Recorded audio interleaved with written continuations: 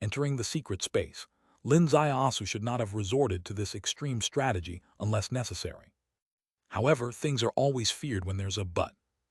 These two people were too diligent, too responsible, insisting on gene testing. Although they looked rustic and theoretically unrelated to modern technology, Lin Zaiasu had no doubts that the bronze plate in their hands could easily detect that he wasn't a member of the Li Tian clan. There was no other way. He had to kill. Once these two were dead, Lin Zaiasu began to undress. In the next moment, his own clothes entered the secret realm within his body, and he put on the clothes and shoes of one of the Li Tian clan members. The clothes felt slightly cool against his skin, carrying a biological scent. The shoes were even more peculiar, made entirely of some creature's skin, fitting snugly and breathable on his feet, surprisingly more comfortable than genuine leather shoes bought in modern society. He searched the pockets of the two sets of clothes, finding a kind of crystalline thin sheet inside, with a string of patterns and ancient clerical script. 1 tael, 10 taels, 20 taels, 50 taels. Silver notes. These were actually silver notes. The currency system of a realm is the best reflection of the fundamental tone of that realm. Lin Zaiasu found himself increasingly unable to understand Utopia. In the headquarters of Utopia, the atmosphere of Daxia was very strong around the upper echelons. The language spoken was Chinese. The gate for exiting and entering the Divine Temple was the Five Elements Gate. This was clearly currency from the underworld, identical to the currency system of Daxia's feudal society, and the text on it was also the script of Daxia's feudal society. What kind of race was this? What kind of world was this? Why was there such a close connection with Daxia? If this entrance were within the borders of Daxia, such a manifestation would be unsurprising, as mutual infiltration between two realms could occur, and a sophisticated management system can transform a world. Borrowing from it would be normal. For example, Kunkang also exudes characteristics of Daxia's feudal era, doesn't it? But this place was not Daxia, and it had never belonged to Daxia from ancient times to the present. If it had contact with the outside world, it should be assimilated by the contemporary Middle East, not connected with the ancient Daxia country thousands of miles away. This was a huge question in Lin Zaiasu's mind. However, the immediate priority was to destroy the evidence. He gently lifted his hands, and the two corpses with two heads flew out of the mountain god temple, plopping into a lake below. This lake with magma churning was clearly a subterranean magma lake. A puff of smoke rose, and the two guardians of the mountain god temple vanished without a trace.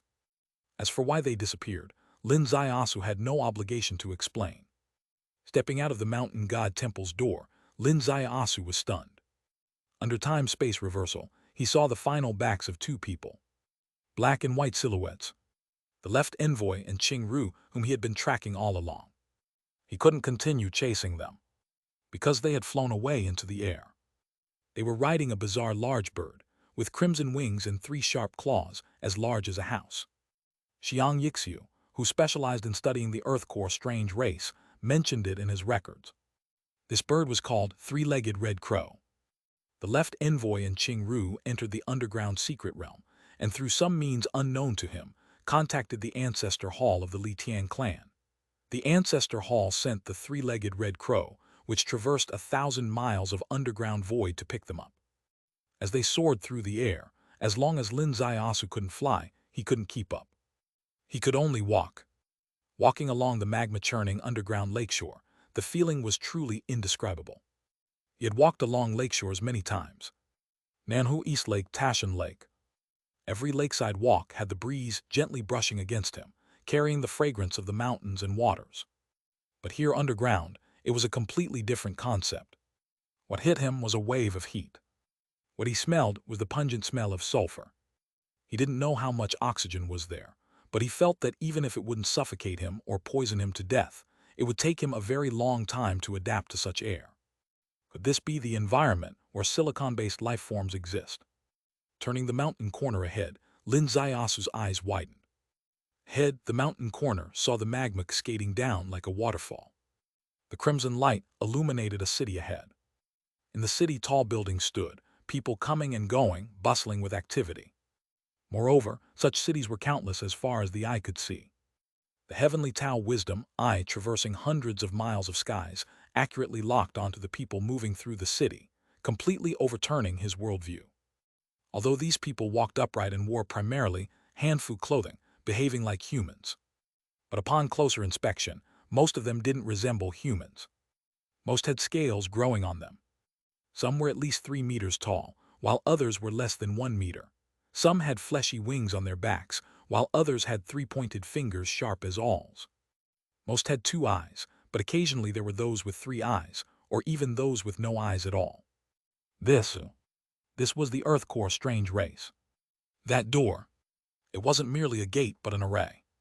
The Middle East territory in this world seemed only separated by a passageway, but in fact, they were 2 completely different worlds.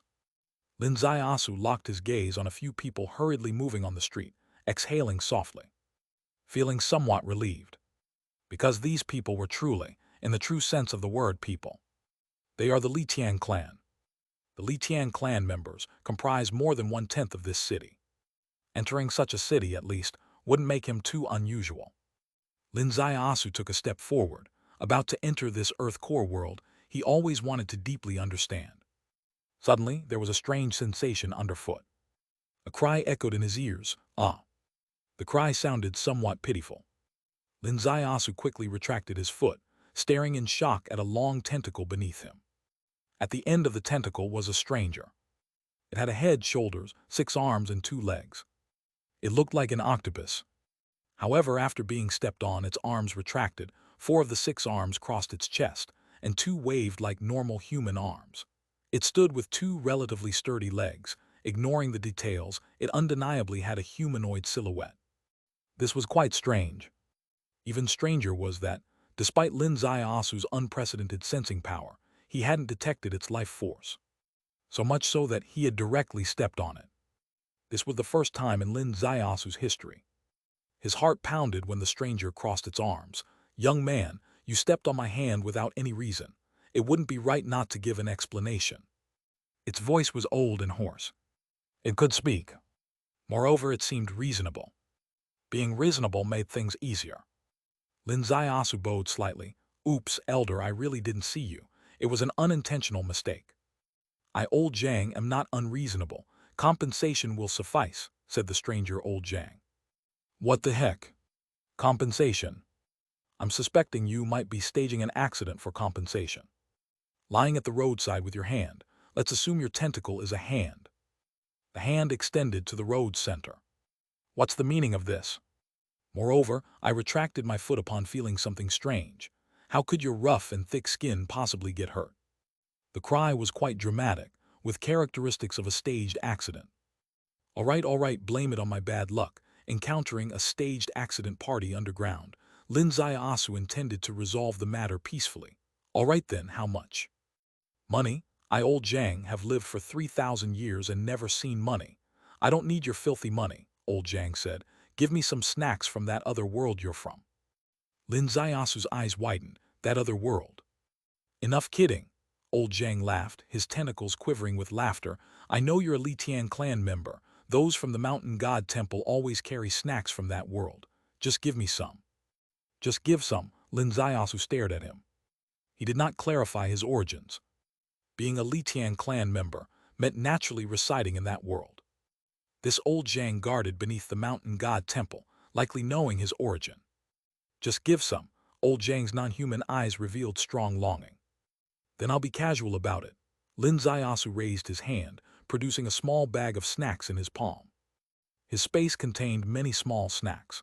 They could be carried without a fuss and didn't go to waste, making him one of the few people with a stash of snacks on the go. This bag of snacks was Wang Wang little buns.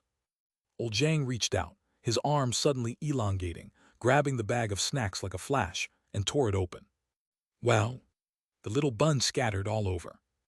Old Zhang popped a little bun into his mouth. His eyes lit up instantly. In the next moment, his laughter was unusually enthusiastic. "Delicious, so delicious." Swish! All 6 arms moved in unison. In a blink, Lin Zaiasu stood mesmerized as all the scattered little buns were picked up, not a single one left, even those with dirt on them. Lin Zaiasu gazed in wide-eyed bewilderment, feeling the urge to write a diary. On a certain year, month, day, I entered the underworld, encountered an old man resembling an octopus staging an accident, and extorted a bag of wang little buns from me. The little buns scattered everywhere, yet he picked up each one. Young man, you're generous, much more so than those people I've met before. You're exceptional, truly exceptional. The old man popped another little bun into his mouth, half closing his eyes in a state of bliss. Linzayasu internally sighed, planning to conclude his diary. This old man, if considered a 3,000-year-old staged accident enthusiast, undoubtedly showed some integrity. A bag of wang little buns settled it without turning my car into a bike. You may go, the old man finished his reflection. Linzayasu didn't leave. Elder, may we chat? Old Zhang paused his hands, chat. Linzayasu said, yes, there are some things I'd like to ask you. He extended his hand again, offering another bag of snacks. This bag priced at 10 times the wang little buns. It was a bag of sandwich biscuits. Old Zhang was thrilled, accepting the bag of sandwich biscuits and tore it open. He learned from earlier. This time he carefully opened it, ensuring no biscuits scattered, picking up one cautiously, sending it into his mouth, and was utterly moved. Linzayasu watched his expression. He's treating the sandwich biscuits like rare delicacies, a few dollars per bag, and it's quite something. His inner contemplation formed into words. Elder, do you really like snacks from that world so much? Old Zhang nodded. I've lived for 3,000 years, tried every kind of underground species, fried, stewed, swallowed raw, all sorts. Never have I tasted such fragrance, such sweetness. Linzayasu caught a sensitive word from him. Different underground species. He said species, not exotic beast. Damn, you wouldn't eat even humans, would you? Chapter 409. Chapter 409, Bridge Realm. Scarcity is what makes things valuable, Linzayasu said. If you love the delicacies from that world, why not find a way to enter it and savor all kinds of gourmet foods? Young man, are you unaware of this common knowledge, or are you taking advantage of me, an old person, thinking I don't know it? Old Zhang said. Apart from your Li Tian clan, who among the underground mysterious race can enter that world? Who dares to enter that world? Oh, Linzayasu said, I grew up in that world and know nothing of the situation here. Could you explain the intricacies to me?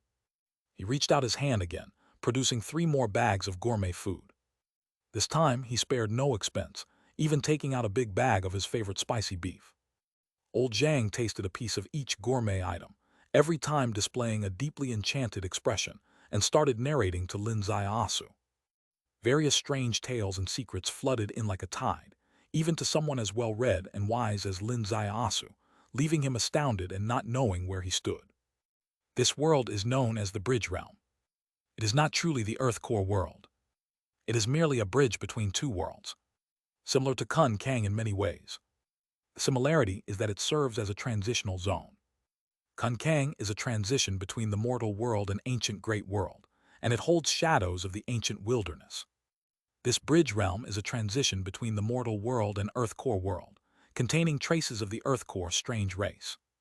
Both are transitional zones, both hold shadows and both have shackles. The shackle of Kun Kang is that those in the Enlightenment realm, once they leave Kun Kang for the mortal world, cannot manifest their Enlightenment realm power, only a bit stronger observing heaven, preventing them from leaving Kun Kang. The bridge realm's shackles are even more complete. The Earth Core strange race within cannot leave the bridge realm, as the outside wind, moon, sunlight, and even the clean air outside would be unbearable for them. Simply due to one point, Kun Kang at least has humans. But in this bridge realm, the inhabitants are not humans at all. They are the Earth Core strange race, whose dominant life form is silicon-based life. Silicon-based life is unsuitable for the external environment. Only one race is an exception, which is the Li Tian clan. The Li Tian clan is the only race capable of traversing both realms, because they were born from crossbreeding. They are the hybrid of the Li clan and human clan. They carry the marks of both clans on their bodies. Li clan. This is the ancestor clan of the Li Tian clan. Left Envoy and Qing Ru come from across realms, heading to the Li clan. What kind of race is the Li clan? Linzayasu asked this question, while old Zhang was lost in the enjoyment of spicy beef jerky. Little, you still don't know your ancestor clan, old Zhang laughed. The Li clan is among the 27 major clans of the Bridge Realm, a rather strong race, physically strong, with boundless bloodline power.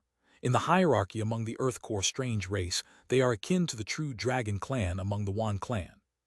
Unfortunately, their numbers are sparse, numbering under 1 million in this bridge realm, which might be why they look outward, interacting with the human clan, eventually breeding Li Tian clan. Lin Ziasu's worldview was overturned once again. This bridge realm is immense beyond measure. 27 major clans noted, and this doesn't include the middle and small clans. Including small clans, there are over 1 or 200. 1 million is considered sparse. Even such a bridge realm is merely a transition realm. How unimaginable is the Earth Core world? He traced back the origins of the Li Tian clan, the true reason being the sparse population of the Li clan, thus looking outward and breaking biological shackles through interactions with the human clan, leading to the birth of a new race, Li Tian. Old man, I am entering this world. Do you have any advice for me? Lin Ziasu offered a third batch of snacks, totaling 10 bags. Old Zhang was so elated that his eyes could barely see as he took all the snacks, offering a heap of advice. One piece left Lin Ziasu unsure how to respond. The old man told him, if there's a chance, entice a Li clan woman with golden yellow hair. As long as she likes you, you'll rise to the top in this world. Entice women. Moreover, entice the Earth Core strange race. This left Lin Zios deeply sighing. Why is that? The old man explained. Li clan women with golden yellow hair are from the royal family. The royal family's identity is not merely noble. Their bloodline power is unprecedented, and your offspring will naturally possess this bloodline power. Thank you for your advice, old man. I'm off, goodbye. Lin Ziasu strode down the mountain, while the old man, squinting, munching on snacks, watched him leave. Once Lin Ziasu turned a corner, the old man's body leaned backward, merging into the rock, so bizarrely, so eerily. Lin Ziasu followed the main road onward to the city. The city is named Flame City. On the main road, various races, countless monsters, yet at this moment, Lin Ziasu's heart is calm, for he has grasped knowledge of this realm from old Zhang, albeit just the basic framework. No one showed interest in him, except for a few beauties from the brothel nearby. Of course, beauties is in quotation marks. These women, heavily made up, carried a fragrance, though it carried a hint of sulfur, at least it wasn't unpleasant. Flaunting their scented handkerchiefs, leaning from balconies. What feeling does this evoke? Similar to Binge City during the Song Dynasty, retaining the street architecture but replacing all the people inside, roughly in this manner. People's customs, sentiments, thoughts, even values are akin to feudal society. Except the variety of people is different. It is indeed quite thought-provoking, isn't it? The words old Zhang said are truly thought-provoking. What he told Lin Ziasu was, their ancestors also engaged with the ground civilization, with many things brought over from that epic battle of heaven and earth. The phrase many things encompasses a multitude of content. Values, thoughts, architectural art, dining culture, language, script. If one thinks simply, it can actually be accepted. But Lin Ziasu's thoughts were not simple. He thought of the timeline of the epic battle between heaven and earth. It was tens of thousands of years ago. Not thousands. In his world, the origin of human civilization spans only a few thousand years. Tens of thousands of years ago, there are no records at all. And according to old Zhang, in fact, the era of the epic battle between heaven and earth, where the Wan clan stood, also harbored ancient civilization, with levels and directions of civilization nearly identical to feudal society. Is history truly a great cycle? Is civilization truly constantly going retro? And what about script? Is it possible that the script currently used isn't unique to this generation of civilization, but borrowed from ancient civilization? The closeness between the Earth Core world and the Great Xia civilization is solely because the Great Xia civilization never experienced a dynasty break. Young master, what would you like to eat? A shop assistant bowed before Lin Ziasu. This was a Li Tian clan member. This is probably the necessary pattern for running a hotel in the Bridge Realm where the Bai clan stands, matching the reception with the visiting race. Just bring some food and wine. Lin Ziasu raised his hand, handing over a 10-tael silver note. 8 sumptuous dishes made Lin Ziasu understand the purchasing power of the silver note in this space. As he sampled the dishes, his taste buds exploded in his mouth. The two realms truly leave one speechless. 2 pieces of money for a bag of small snacks caused old Zhang, who has lived for 3,000 years, to squint with pleasure. Yet a casual dish in the hotel would similarly burst Lin Ziasu's taste buds. All brought about a unique experience by novelty. His heavenly Tao primordial spirit combined with spiritual power swept through the restaurant, perceiving a myriad of diverse energies in a complex mix. In this world, his heavenly Tao primordial spirit was just as effective, clearly distinguishing the energies of various races, even judging the strengths of their life forces. It was truly strange how this divine skill was ineffective on old Zhang. He couldn't feel old Zhang's life energy at all. At first, he almost stepped on old Zhang's hand. He thought this special space might be suppressing the power of the heavenly Tao, since, after all, heavenly Tao and earthly path are oppositional. Suppression was expected, but actually there was no suppression. Could it be that old Zhang's race inherently has the special ability to conceal their energy? He wanted very much to find a fellow Ru clan member with 2 legs and 6 arms like old Zhang to verify this, but within sight there was no such race, leaving him unable to check. Suddenly, he sensed extremely intense energy fluctuation. His heavenly Tao primordial spirit locked onto it, and his heart raced. He cast his gaze towards that room, and shadowed by the curtains he saw a person. A golden-haired woman. Her hair was as pure as gold, without any hint of other colors, bound by a white jade ring, signifying noble temperament. Her skin was fair and blushing. Her features conformed to the golden ratio of the human clan. Her chest was the most beautiful curve. She wore a tight outfit that outlined the perfect silhouette, giving a most explosive sense of beauty. If she appeared outside, she would certainly be seen as a princess of the royal family. But here in the Earth Core, Lin Ziasu wasn't sure if, within the aesthetic of the Earth Core races, she was beautiful or ugly, but in his view, she was the embodiment of his aesthetic standards. Old Zhang had just advised him, if he met a long, golden-haired woman, he should seduce her. If she likes you, you've reached the heavens in a single step. The echo of the advice lingered in his ears, regardless of whether it was a warning or flirtation. The next moment, he saw such a golden-haired woman, who matched every aspect of his aesthetic. His heavenly Tao primordial spirit scanned the room. Next to the woman, there were 2 more people. Silver-haired. An old and a young one, a male and a female. The old one was male, with a fierce appearance. The young one was female, dressed in maid attire, seemingly the golden-haired woman's personal attendant, with a sweet appearance.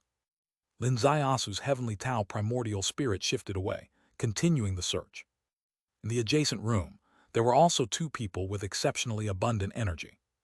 Lin Ziasu placed his hand on the wall, as if applying the heavenly Tao primordial spirit stone viewing technique, sensing the people inside the room, who were Lin clan members. Lin clan members, whose bodies were covered in scales, including their faces, one fully black-scaled and the other black and white mixed scales. The black and white-scaled Lin clan member said, "Did you see the Li clan girl?" For a moment, Lin Ziasu's heart slightly jumped, because when the Lin clan member spoke, an acute claw like a sharp spike rested on the table, pointing directly at the location of the golden-haired beauty. Chapter 410. Chapter 410, who says the strange clan has no strategies. Saw it, what's wrong? The black scale man licked his lips, his tongue forked like a viper. She is our chance to enter the Huang clan. What do you mean? Capturing her would earn us great merit from the Huang clan, said Hai Bai Lin. The black scale man frowned. Why? Because she is the person the Huang clan wants to eliminate the most, said Hai Bai Lin. The Huang clan and the Li clan have been enemies for generations. They want to eliminate anyone from the Li clan royal family. Why does Brother Bai say this woman is the person the Huang clan wants to eliminate the most? Is she somehow special? She is the 3rd daughter, Li Zuyi, the favorite of the current clan leader of the Li clan, who is about to be betrothed to the Long Ear clan. Brother Bai's forehead, marked with a bright white scale, seemed even more luminous at this moment. The black scale man suddenly understood. Once they wed, the special skills of the Long Ear clan will serve as a suppression against the Huang clan. Therefore, the Huang clan will spare no effort to sabotage this marriage, and the most effective way is to take out the 3rd miss who bears the mission of the betrothal. Brother Wu comprehends, Brother Bai said with a smile. Brother Wu was excited. His face full of black scales glowed with a hint of red, but he glanced over and took a deep breath. Brother Bai's excellent strategy is tempting, but the pure royal bloodline of the Li clan is not easy to capture. Even if we inform the Huang clan of her itinerary, capturing her might not be easy. Otherwise, she wouldn't dare to flaunt herself outside. That's where the problem lies. They both saw the value of this royal miss. Others could see it too. Even in Flame City, there were people from the Huang clan. Knowing her itinerary isn't the real issue. The real problem is how to capture her. The royal bloodline of the Li clan is terrifyingly powerful. With a mysterious gleam in his eye, Brother Bai said, capturing her with pure strength, don't even think about it. We might consider using poison. Poison? What kind of poison can affect her? This. Brother Bai slightly raised his hand and lifted the bag beside him, opening it to reveal 7 crystal-clear snow-white fruits. Hantanching fruit. Brother Wu's eyebrows furrowed fiercely. Is this fruit poisonous? This fruit is not poisonous, but combined with another thing, it can create a special effect, disabling the bloodline power for 1 hour. Brother Bai said, this is my latest research result. Combined with what? Forget river, forget sorrow tea, her journey. Brother Bai lowered his voice, leaned towards Brother Wu's ear, their whispers fully heard by Lin Zaiasu through his heavenly Tao primordial spirit.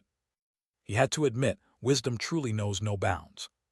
Even underground, even among Earthcore strange race not belonging to ordinary humans, there are ingenious plots.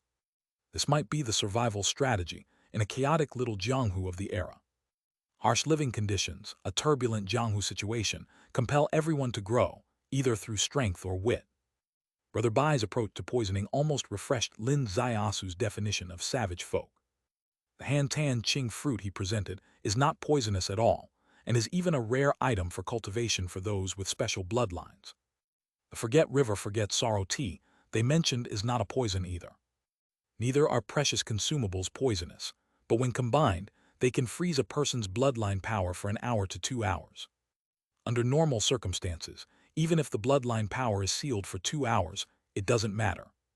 However, if calculated with malice, utilizing this time window to commit robbery and murder, it's a different story. Immediately, Brother Bai brought in a waiter. This waiter was also a Lin clan member. He took 3 Hantanching fruits and handed them to the waiter, whispering a few words, and the waiter departed on his command. The next moment, he entered the private room of the blonde beauty, offering a tray with the snow-white, crystal-clear Hantanching fruits on it. The Li clan's third Miss Li Zui's eyes lit up. You still have Hantanching fruit here? Yes, said the waiter. Our shop owner says, valued guest visits, nothing worthy enough for you, specially gifted 3 fruits as a post-liquor dessert. Not bad, your shop is quite generous, this lady likes it a lot. Come Jai or add money. The silver-haired maid beside her raised a hand, placing a small sack on the tray. The waiter bowed and retreated. Li Zui reached out, picked up a Hantanching fruit, felt the icy touch and felt thoroughly refreshed. Each of you eat one. The sturdy elder continuously shook his head. Miss likes eating fruits, let the miss have them. We're outside, there shouldn't be so many rules, Li Zui said. 3 people, 3 fruits, 1 for each. Thank you, miss. The 2 of them also picked up the Hantanching fruits and ate them, without the slightest hesitation, simply because Hantanching fruit itself is not poisonous. Moreover, it was sent over as aftermeal tea dessert by the waiter. This is exactly Brother Bai's smartest move. If they sent it, as the clan leader's rightful daughter, Li Zui definitely wouldn't accept unknown fruits, but the waiter delivering it under the tea house's name eliminated all of her doubts. In fact, as the Li Tian clan, they are not afraid of poison either. The 3 of them ate the Hantanching fruits, while Lin Zaiasu secretly sighed. Risks in Jianghu are truly everywhere. The 2 people next door also clearly saw it through the window, their faces filled with joy. Brother Bai stretched out his hand, and a black beetle flapped its wings and flew out of the window. This is the thing used to convey information to the Huang clan. The information was sent out. On Li Zui's side, they finished their meal and left the tea house. Outside the tea house was a huge silver beast, flat-bodied. The 3 of them mounted the beast's back. The beast rose, its many legs underneath stretching, and it moved out of the city, heading toward a forest. As they departed, the black and white scales next door followed them. Lin Zaiasu, with a movement of his foot, followed as well. No one paid attention to them. Because the path they were on was a main road, many people traveled it. The road led through the forest. It overturned Lin Zayasu's concept of a forest. This forest grew a type of wood called black iron. It only had trunks and branches but no leaves, bare and shiny black. Lin Zayasu broke off a branch and found it extremely hard, almost like iron wire. Most buildings in the city were made of this black iron wood, preventing fire, dampness, and were very durable. It's common for a house to last several centuries. There was no grass in the forest, no leaves, no ever-present chirping of birds or insects. He had never entered such a clean forest, nor such a quiet one. Passing through the forest, the main road stretched forward. Lin Zayasu couldn't distinguish east from west, or night from day.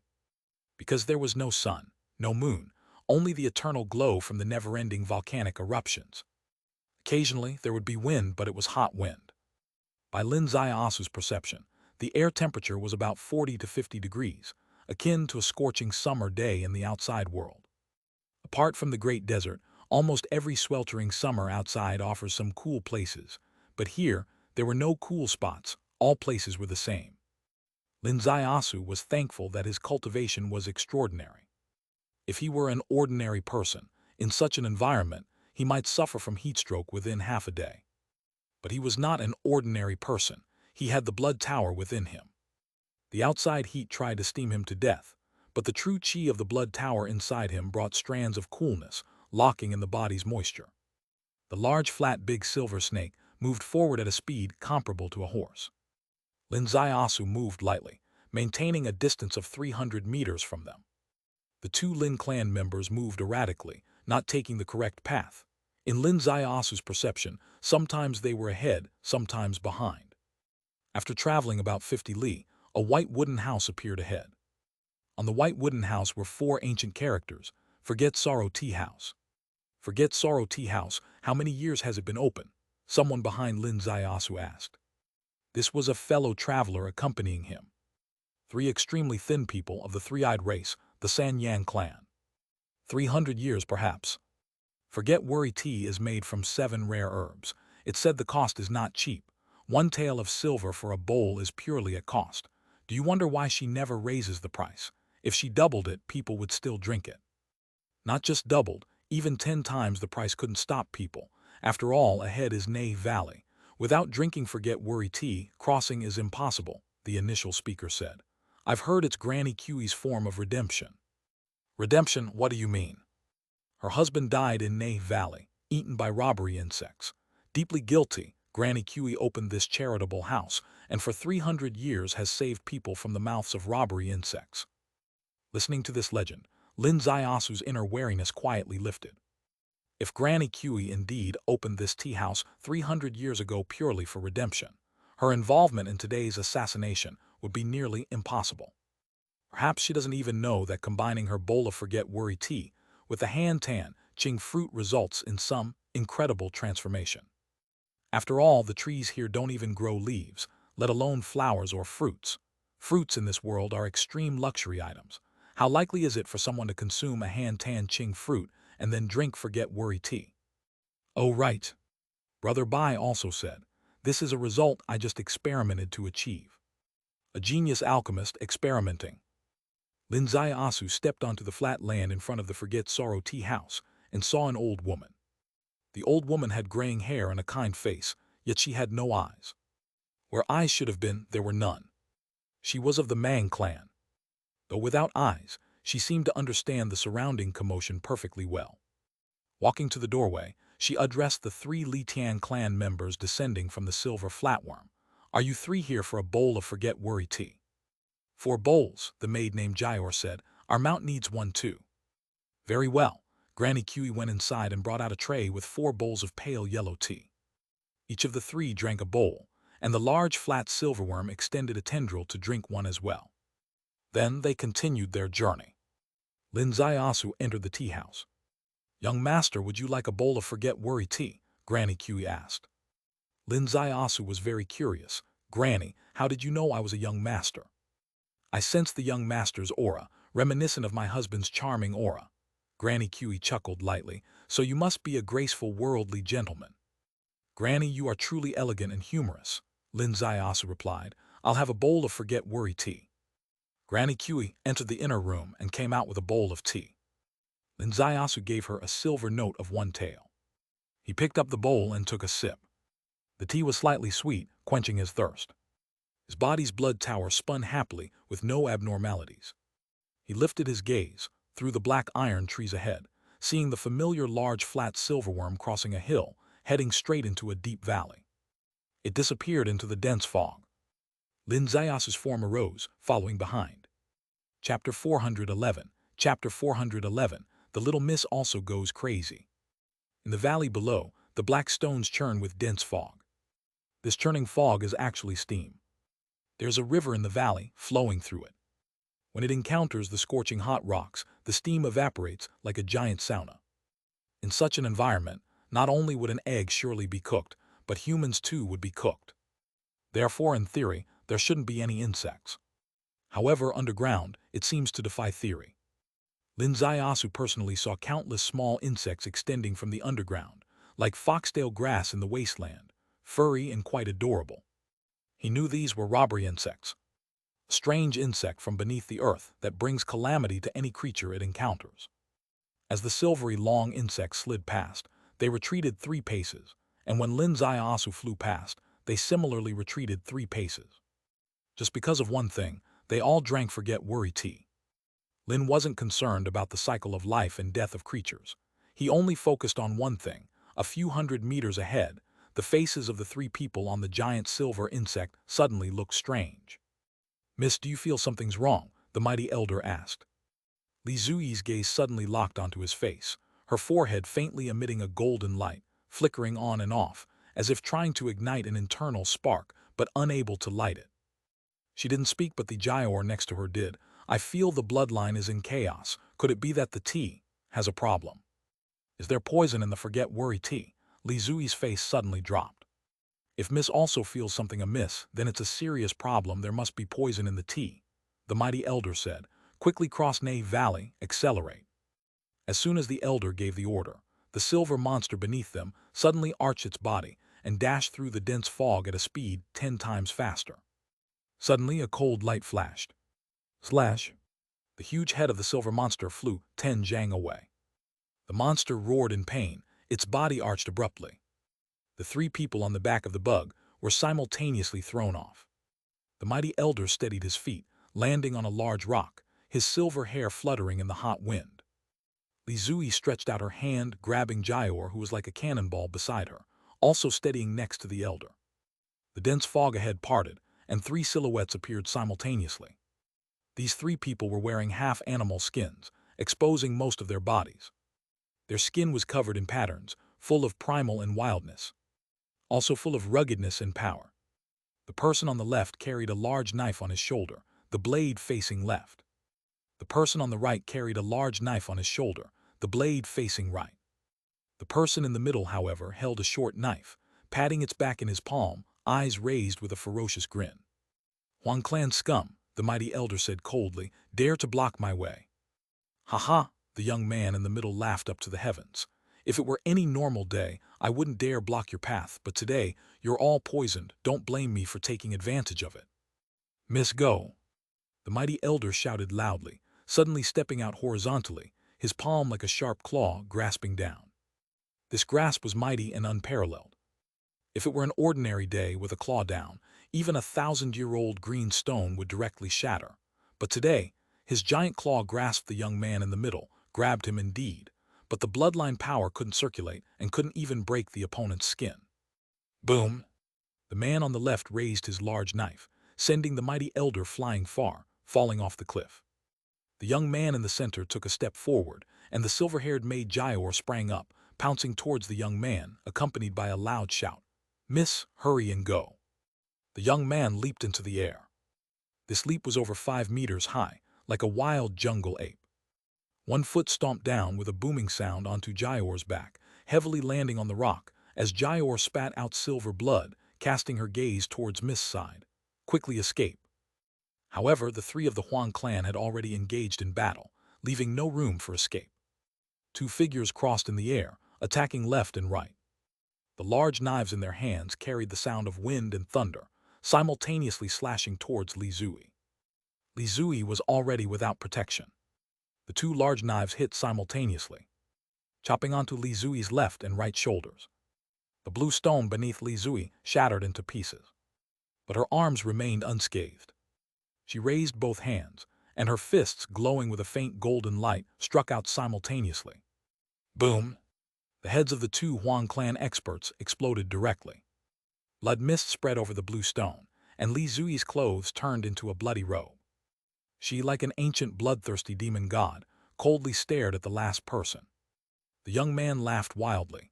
The royal bloodline is indeed extraordinary.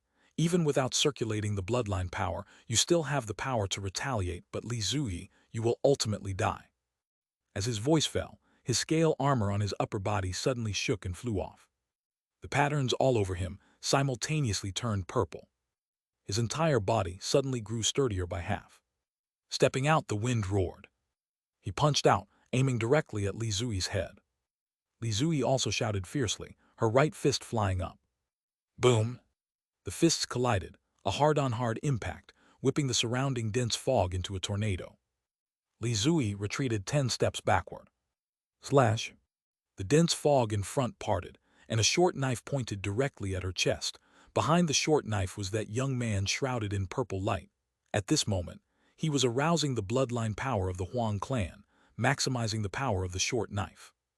Li Zui neither dodged nor evaded. Thud! The short knife pierced through her impenetrable golden body, stabbing into her left shoulder. However, she didn't even furrow her brow, and her right fist suddenly flew up. Bang! Right in the young man's face. The young man flew backward, his vision already a blur.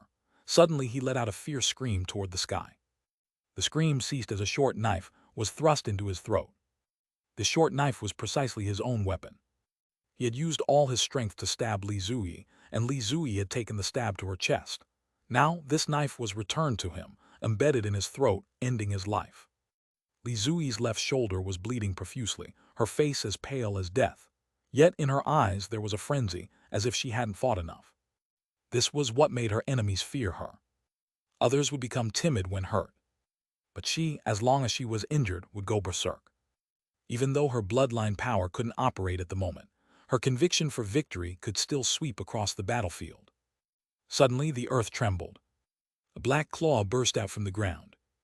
Li Zui locked her gaze on it instantly, her heart shuddering. The Huang clan leader's last shriek had summoned their ultimate weapon. With a flick of the claw, Li Zui soared high and collided heavily with the cliff on the opposite side. Huang clan's mad spider, damn it! The expression of the strong old man who just climbed up from under the cliff changed abruptly. A tentacle slithered across the ground like a high-speed vibrating cable. Zap! The old man flew far away, up to 1,000 meters. The silver-clad maid Jaior jumped up again on the boulder. Mad spider, Auntie is here. Come and get me if you dare. The tentacle lashed through the air, zap. Jaior was whipped away by a tendril, still screaming in midair. Miss, jump into the river quickly. The mad spider has no eyes, it can't see. Ah! The final trailing sound came from under the cliff. Whether it was the strong old man or Jaior, whether they intentionally attracted the mad spider's attention to create an escape opportunity for the miss, it all happened in an instant. In the next moment, the incredibly agile tentacle was already in front of Li Zui. Li Zui didn't choose the route that Jaior had set for her, because she knew very clearly that this route was not a good solution. The mad spider had no eyes, but its tentacles were incredibly sensitive. Even in water, it could only be slightly disturbed, not enough for her to escape. If that's the case, fight. The tentacle quivered in front of Li Zui. Li Zui reached out suddenly, concentrating the last of her strength in her arms. Grabbing it fiercely, tearing it violently. With her strength, normally, she could tear the mad spider's tentacle in two. Once the tentacle was torn off, the mad spider would be as good as blind. But today, she obviously underestimated her injuries and overestimated her strength. The tentacle did not break. Instead, it wrapped around her. Li Zui's entire body went cold. She couldn't imagine being a captive. Ordinary captives have tragic ends. That's for ordinary people. She was clearly no ordinary person. If she was captured, the consequences would be unimaginable. Suddenly, a flash of sword light appeared in the air. Unbelievably sharp. With a light swoosh, the sturdy tentacle was directly cut off. Li Zui's entire strength exploded, breaking free from the tentacle's grasp, and she fell heavily to the ground. The sky suddenly darkened, a spider leg sharp as a blade descending from above. The mad spider was truly enraged. Initially, it was only ordered to capture this important figure. Once its tentacle was cut, its ferocity was triggered, and it no longer intended to capture but to kill with its claws. At this moment, Li Zui was crashing to the ground, her energy and blood thoroughly collapsing. Despite her unparalleled strength, she lost her ability to react.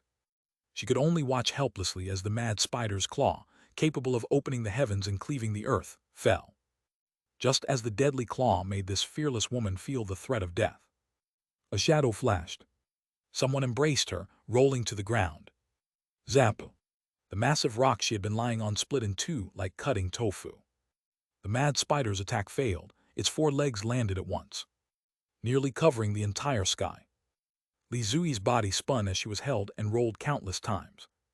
With a thud, she rolled into a deep pit. Shards of rock fell like rain above, the larger ones as big as millstones, the smaller ones at least 30 to 40 pounds. She stared blankly at the man shielding her. This man, of course, was Lin Zaiasu. To be honest, when he saw the people of the Li clan fall into the trap, he didn't have any intention of saving them. The Li clan was his enemy after all. Seeing an important enemy figure fall into the trap was satisfying to him. However, at the last moment when Li Zui was about to be captured, he changed his original plan. Save her. Rescuing someone from under the claw of this abnormally giant mad spider was difficult, because the mad spider was impervious to weapons. With his sword, it was impossible to cut off any of the mad spider's legs, let alone kill it. However, every creature has its weak spots. The weak spot of the mad spider is its tentacles. Ordinary spiders have eyes and no tentacles. They rely on their eyes to see. In the process of evolution, the underground mad spider took a different path, and their eyes degenerated as they developed tentacles. The tentacles are extremely sensitive to sound and smell. Once the tentacles are severed, it becomes a blind spider unable to sense anything. Li Ren's swordsmanship and all-out strike severed the tentacle. He grabbed Li Zui to dodge the first wave of attack. As long as the first wave of attack was successfully avoided, the mad spider could no longer sense their location. No matter how fierce, it could only vent aimlessly. Chapter 412. Chapter 412. Li Zui strongly forced grace. He simulated the entire process. He accurately grasped the point of entry. However, he still underestimated the counterattack of the mad spider. The claws of the mad spider were as sharp as knives, almost digging 3 feet into the ground. Be it bluestone or black iron wood, all were crushed under its claws. Countless stones flew, nearly burying him and Li Zui alive. His back endured 3 heavy blows, each time nearly 100 pounds of giant stone, the heaviest exceeding 100 pounds. Fortunately, his body had significantly improved under the flesh star. Luckily, his true chi was abundant. He could still breathe under the hundreds of pounds of stone. The better news was, after venting, the mad spider had deviated from the correct position. The feeling of the mountain collapsing and the ground splitting gradually moved away. Lin Zaiasu took a deep breath, his gaze slowly shifting downward. Below a flawless, beautiful face which was pale just moments ago, now showed a faint blush. Their bodies were pressed down by several 100 pounds of stones. The impact of the stones was borne by Lin Zaiasu's back. However, all the weight ultimately transferred to Li Zui's body. Because she was lying face up, having an intimate encounter with Lin Zaiasu, there was not the slightest gap between their bodies. Lin Zaiasu felt a peculiar sensation. Her body was not bony, but had a very mysterious tactile quality. Firm yet gentle. This was a perfect blend of 2 completely different sensations on her. Their lips were less than a centimeter apart. "Young master," Li Zui gently breathed out 2 words. With those 2 words, Lin Zaiasu caught a hint of summer fragrance. His waist suddenly exerted force, stones rolled down from his body, and Lin Zaiasu stood up. Li Zui's waist also exerted force and bounced up. The 2 moved from a tight embrace to face. "I'm sorry, miss, just now. It was not intentional to be abrupt," Lin Zaiasu said. Li Zui said softly, "Young master, you saved Zui's life in urgency. Zui is eternally grateful. How could I blame you?" Lin Zaiasu was slightly taken aback. Using his heavenly Tao primordial spirit as his eyes and with strong sensing power as the foundation, he had initially sketched a portrait of Li Zui, but her demeanor at this moment somewhat subverted his perception. The fierce war god on the battlefield just now seemed to have become a genteel young lady. Lin Asu smiled slightly. After all, I'm a member of the Li Tian clan. Our Li Tian clan and the Li clan are fruits born of the same vine. Since we encountered each other, how could I not help? Miss, there's no need to worry. Li Zui's eyes sparkle with light. Young master is from the Li Tian clan outside, isn't it? Oh? Lin Xiaosu's heart skipped. How did you see that, miss? Young master's demeanor displays the sun and moon's posture, somewhat different from the native Li Tian clan members of the Bridge Realm. The words you just said also carried a hidden meaning. Which words? Young master said, the Li Tian clan and the Li clan are fruits born of the same vine. Such a saying wouldn't come from a Bridge Realm native's mouth. There's simply no fruit in the Bridge Realm, so who could understand what a vine-grown fruit means? But you understood, miss, Lin Xiaosu said. Li Zui smiled gently, because I have a brother who is most fascinated by everything outside. When chatting with his little sister, it's always about the outer world. If he knew young master came from the outside, he'd surely be delighted to the point of wanting to drink hundreds of cups with you. Living in the Bridge Realm yet longing for the heavens, your brother certainly is an intriguing person, Lin Xiaosu said. So, would young master be willing to come with me to meet him? Lin Xiaosu was greatly moved. This time entering the Bridge Realm, everywhere he looked was the strange clan. He wanted to enter the Li clan's ancestor hall, but considering with mere logic seemed perilous. After all, the two left envoys had just arrived at the ancestor hall. If he were to charge in recklessly, wouldn't that be sending meat to the chopping board? But now having saved the third miss of the Li clan, reputedly the clan leader's favorite daughter, and receiving her personal invitation. It's not far to our clan territory, and the people there will certainly not disrespect young master. Would young master be willing to come? Li Zui's eyes were full of expectation. Lin Xiaosu nodded lightly. All right, your injury, let me help you. Li Zui's cheeks turned slightly red, but she still reached out her hand, troublesome for young master. The two walked along the valley road. Holding her gentle, boneless hand, Lin Xiaosu hesitated whether to use the rejuvenation secret technique to heal her injuries, but the heavenly Tao primordial spirit detected something that surprised him.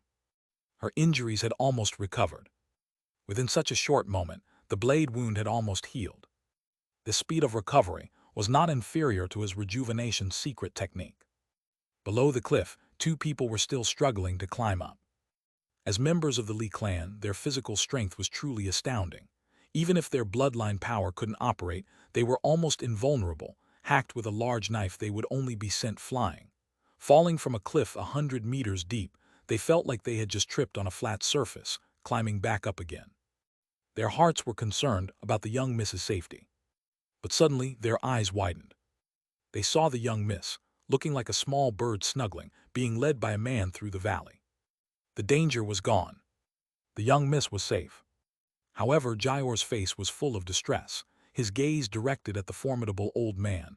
Ninth elder, how could the young miss be so gentle? Did she hurt her head? The formidable old man reached up to scratch his head. Quickly, go up and check. At this moment, the young lady Li Zui, who was passing close to the cliff above, reached her left hand behind her back and made a gesture. The two exchanged glances, because this gesture was telling them, don't go up the cliff, stay away, circle around from below. They finished walking through Ne Valley. In front of them was another white house. On the house was also written, Forget Sorrow Tea House. The two walked past the Forget Sorrow Tea House and saw a Mang clan girl inside. This girl's profile was 70% similar to Granny Q's, only she looked much younger, with a lithe waist and graceful posture. There are two Forget Sorrow Tea Houses, Lin Xiaosu said. Li Zui smiled softly. They are a mother and daughter, one guards the east road, the other the west. Oh. Her eyebrows furrowed slightly, as if she had pulled at some painful spot. Lin Xiaosu applied a bit of force with his hand to steady her. Do you want to rest for a while? No, no need. Let's rest at that riverbank up ahead, Li Zui said. As they passed in front of the tea house, Li Zui's left hand once again moved behind her back, pointing toward the Forget Sorrow Tea House. The mighty old man and Jayor had already come up, ascending lightly and dust-free. It seemed the medicinal effects had worn off, and they could now utilize their bloodline power. The first thing to do with restored bloodline power is, of course, to take care of the Forget Sorrow tea house. How could the Li clan endure such an affront? If you dare to poison me, I will retaliate with iron and blood. However, Li Zui avoided it, because Lin Zaiasu was by her side. She wanted to leave a good impression on him. Elegant, gentle, a lady of distinction. Lin Zaiasu didn't know what to feel in his heart. You put your hand behind your back twice to give orders. Ordinary people might not notice, but am I ordinary? The Forget Sorrow tea house is about to suffer an unprovoked disaster. What did this Mang clan girl do to deserve this? Her eyes couldn't see, already pitiful enough, and she and her mother, year after year, day after day, performed good deeds, yet they were unreasonably implicated by a meticulously schemed plot. Actually, I was following you in Flame City, Lin Zaiasu said. Ah, Li Zui's heart leapt suddenly. Do you know why I was following you? Li Zui's blood flow suddenly accelerated several times over, her bloodline power mostly restored, seeming to break through the last mile at this moment, completely recovering. Her mind was in chaos. Following her from Flame City, did he like her? Do you dare to say it? Why? Li Zui didn't forget she was still a lady of distinction, and worked hard to make her words clear and soft. Because I accidentally overheard a conversation between two Lin clan members. Lin Zaiasu said, they devised an extremely insidious plot, giving you 3 Han-Tan Ching fruits. These Han-Tan Ching fruits combined with Forget Sorrow tea would freeze your bloodline power for a period of time. Li Zui's excitement vanished completely. The combination of Han-Tan Ching fruit and Forget Sorrow tea. The problem isn't with the Forget Sorrow tea, but with the Han-Tan Ching fruit. It should be. I also drank the Forget Sorrow tea, but there was no effect. He drank the Forget Sorrow tea, and he was fine. This was solid evidence. Li Zui's left hand suddenly moved again behind her back, this time to stop. The mighty old man and Jayor, who were filled with murderous intent, were about to enter the Forget Sorrow tea house when they suddenly saw the young lady's gesture. They stopped. The girl inside the Forget Sorrow tea house turned her face toward Lin Zaiasu's side. Although she had no eyes, she seemed to sense the initiation and cessation of a trace of killing intent. Li Zui gently exhaled. Did the gentleman get a good look at those two people? Lin Zaiasu smiled. Wait a little at the pavilion up ahead, and you can see their faces with your own eyes. Do you think they dare to come back? Lin Zaiasu said. They use this as a pledge, so they will naturally come back to witness the birth of their results and claim the Huang clan's reward.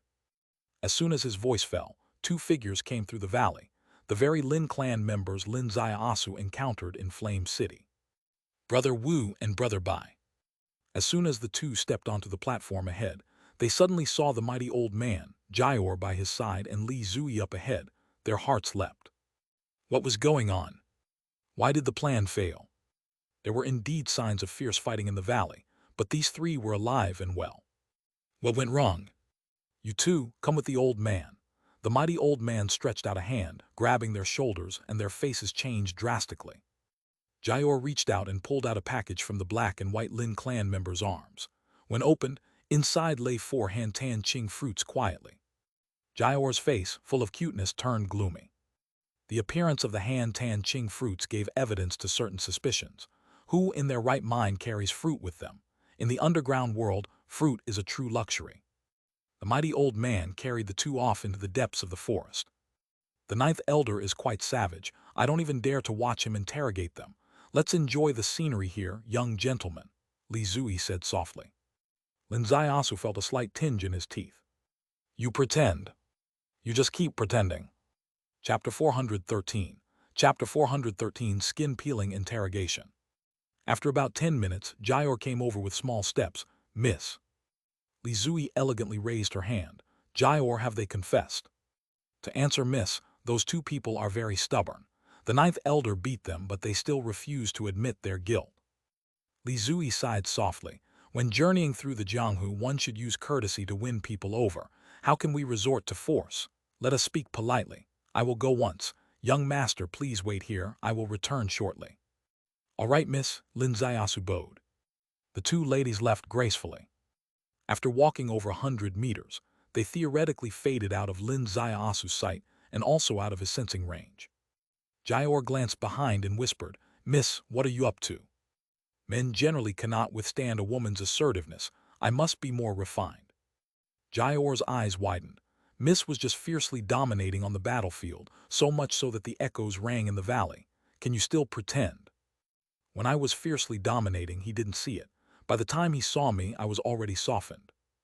Jayor nodded repeatedly, indicating understanding, but she still didn't get one thing. Why does Miss care so much about that young master's feelings? Li Zui found it very difficult to explain. Her mouth opened without sound until she finally decided to be forceful. Get lost. Don't pry into this lady's matters. Below, behind a large boulder, two people kneeling with bruised noses and swollen faces suddenly knelt at the sight of Li Zui. Brother Hai Lin said, "Miss, spare us. We had no intention of harming you. Our Lin clan and your noble clan had no old grievances nor recent enmity. There's no reason for us to harm you." Brother Bai Lin followed. "Yes, this elder insists the Han Tan Ching fruit in the Flame City Inn was given by us, but we are truly wronged. We only took 4 when we went to the Northwest Cold Pond. If Miss desires them, we will naturally offer them with both hands, but there's no reason for us to send them out ourselves." The two sang in unison, and their words did seem somewhat reasonable. Even though this 9th elder of the Li clan could twist a neck as if twisting a cabbage, he also felt it slightly lacking in reason to twist their necks like that. Li Zui rubbed her hands and stretched her shoulders. "For those who refuse to confess, my usual practice is to skin them. It's your turn. Your skin color is nice, black and white mixed." Her finger extended, piercing directly through Brother Bai's scale armor. Brother Bai screamed miserably, but before his scream could fully release, Li Zui's fair hand stretched out, gripping his mouth as she peeled his scale armor downward. I confess, Brother Bai's voice sobbed. Brother Hai's face turned pale, his whole body trembling. 100 meters away, Lin Ziasu's expression turned sour. "Damn! Directly skinning." Li Zui, harsh on herself and harsher on others. She just said she couldn't stand the elder's brutality, couldn't bear watching his interrogation. Now it's her turn, and she immediately starts skinning. It's live skinning. The scales on Lin clan members' bodies are both clothing and not clothing. Others' clothes can be stripped, but theirs are connected with flesh, yet she completely disregards this, in an instant peeling that black and white scale halfway naked. "Confess truly, otherwise you better not confess," Li Zui said. "I'll peel you from head to toe, your partner will confess the same." Brother Bai Lin cried, I confess. The scheme with the Han Tan Ching fruit in Flame City was of my design. I just discovered this fruit combined with Forget Sorrow tea could scramble a person's bloodline for 2 hours. I notified the Huang clan with the black octopus flying wing insect. The Huang clan promised me, as long as I achieved great merit for them, I would be allowed to enter their desert pond for washing. I confess everything, grant me a swift end. Li Zui appeared slightly unsatisfied, finally sighed. Originally, this lady prefers to see things through to the end, but since I made a prior commitment to use courtesy, let's do as you wish, grant you a swift end. The powerful elder's hand rose like a blade. With one strike, the 2 Lin clan members were beheaded. Li Zui gently extended her hand. Water. Jayor trotted over with a bag of clear water, washing away the blood on her hands. Bring out my spring clothing. Spring clothing. Jayor opened the package, taking out a light blue shawl. Spray a circle of perfume. The 9th elder carried 2 corpses, 2 heads clamped under his ribs, disappearing into the back mountain. Jayor hesitated for a long moment, took out a small bottle, opened it, and sprayed fragrance. About 10 minutes later, Lin Ziasu looked up, catching sight of Li Zui. At this moment she had no trace of blood on her, draped in a light blue shawl, graceful as a fairy with a gentle, intellectual smile, like a breeze in spring. Jayor, with a large package on her back, accompanied her, arriving elegantly like a poem before Lin Ziasu. Did those 2 people confess? Lin Ziasu asked. Yes, everything is as the young master said, it truly was their doing. Thank you, young master, Li Zui bowed gracefully. Jayor interjected. Those 2 were too vicious. I originally wanted to use some means on them, but Mrs. Kindness and Refinement couldn't bear such brutal scenes and stopped me. Those 2 were so moved by Mrs. Kindness that they confessed through tears. Lin Ziasu nodded lightly. He indeed heard the cries, but whether it was because they were moved by Mrs. Kindness or not might not be suitable to delve into at this moment. Fortunately, Li Zui seemed a bit embarrassed to dig deep into this topic and shifted the conversation. The land route has been cut off. Next we shall take the water route. All right. Outside Nave Valley is Forget Sorrow River. Forget Sorrow River is a river, rolling beneath their feet, origin unknown and destination uncertain. Lin Zaiasu breathed in the sulphurous heat, pondering that taking the water route should be the best choice. However, upon reaching the riverbank, he very much wanted to smack himself. Who said riverside must be cool? This river, Lin Zaiasu suspected the water temperature to be at least 70 to 80 degrees. The white steam rising from the river wasn't fog, but rather water vapor. Riding the boat here, it's really not for steaming buns. A ferry ahead was drifting downstream. It was a large black boat that looked much like a turtle. As it approached them, a large black plank was lowered, allowing them to board this turtle boat. Stepping onto the deck, he found it made of black iron wood, which seemed quite normal. But looking up at the ceiling, Lin Zaiasu was shocked. This boat, like a little house, wasn't just like a turtle, it actually was a turtle shell.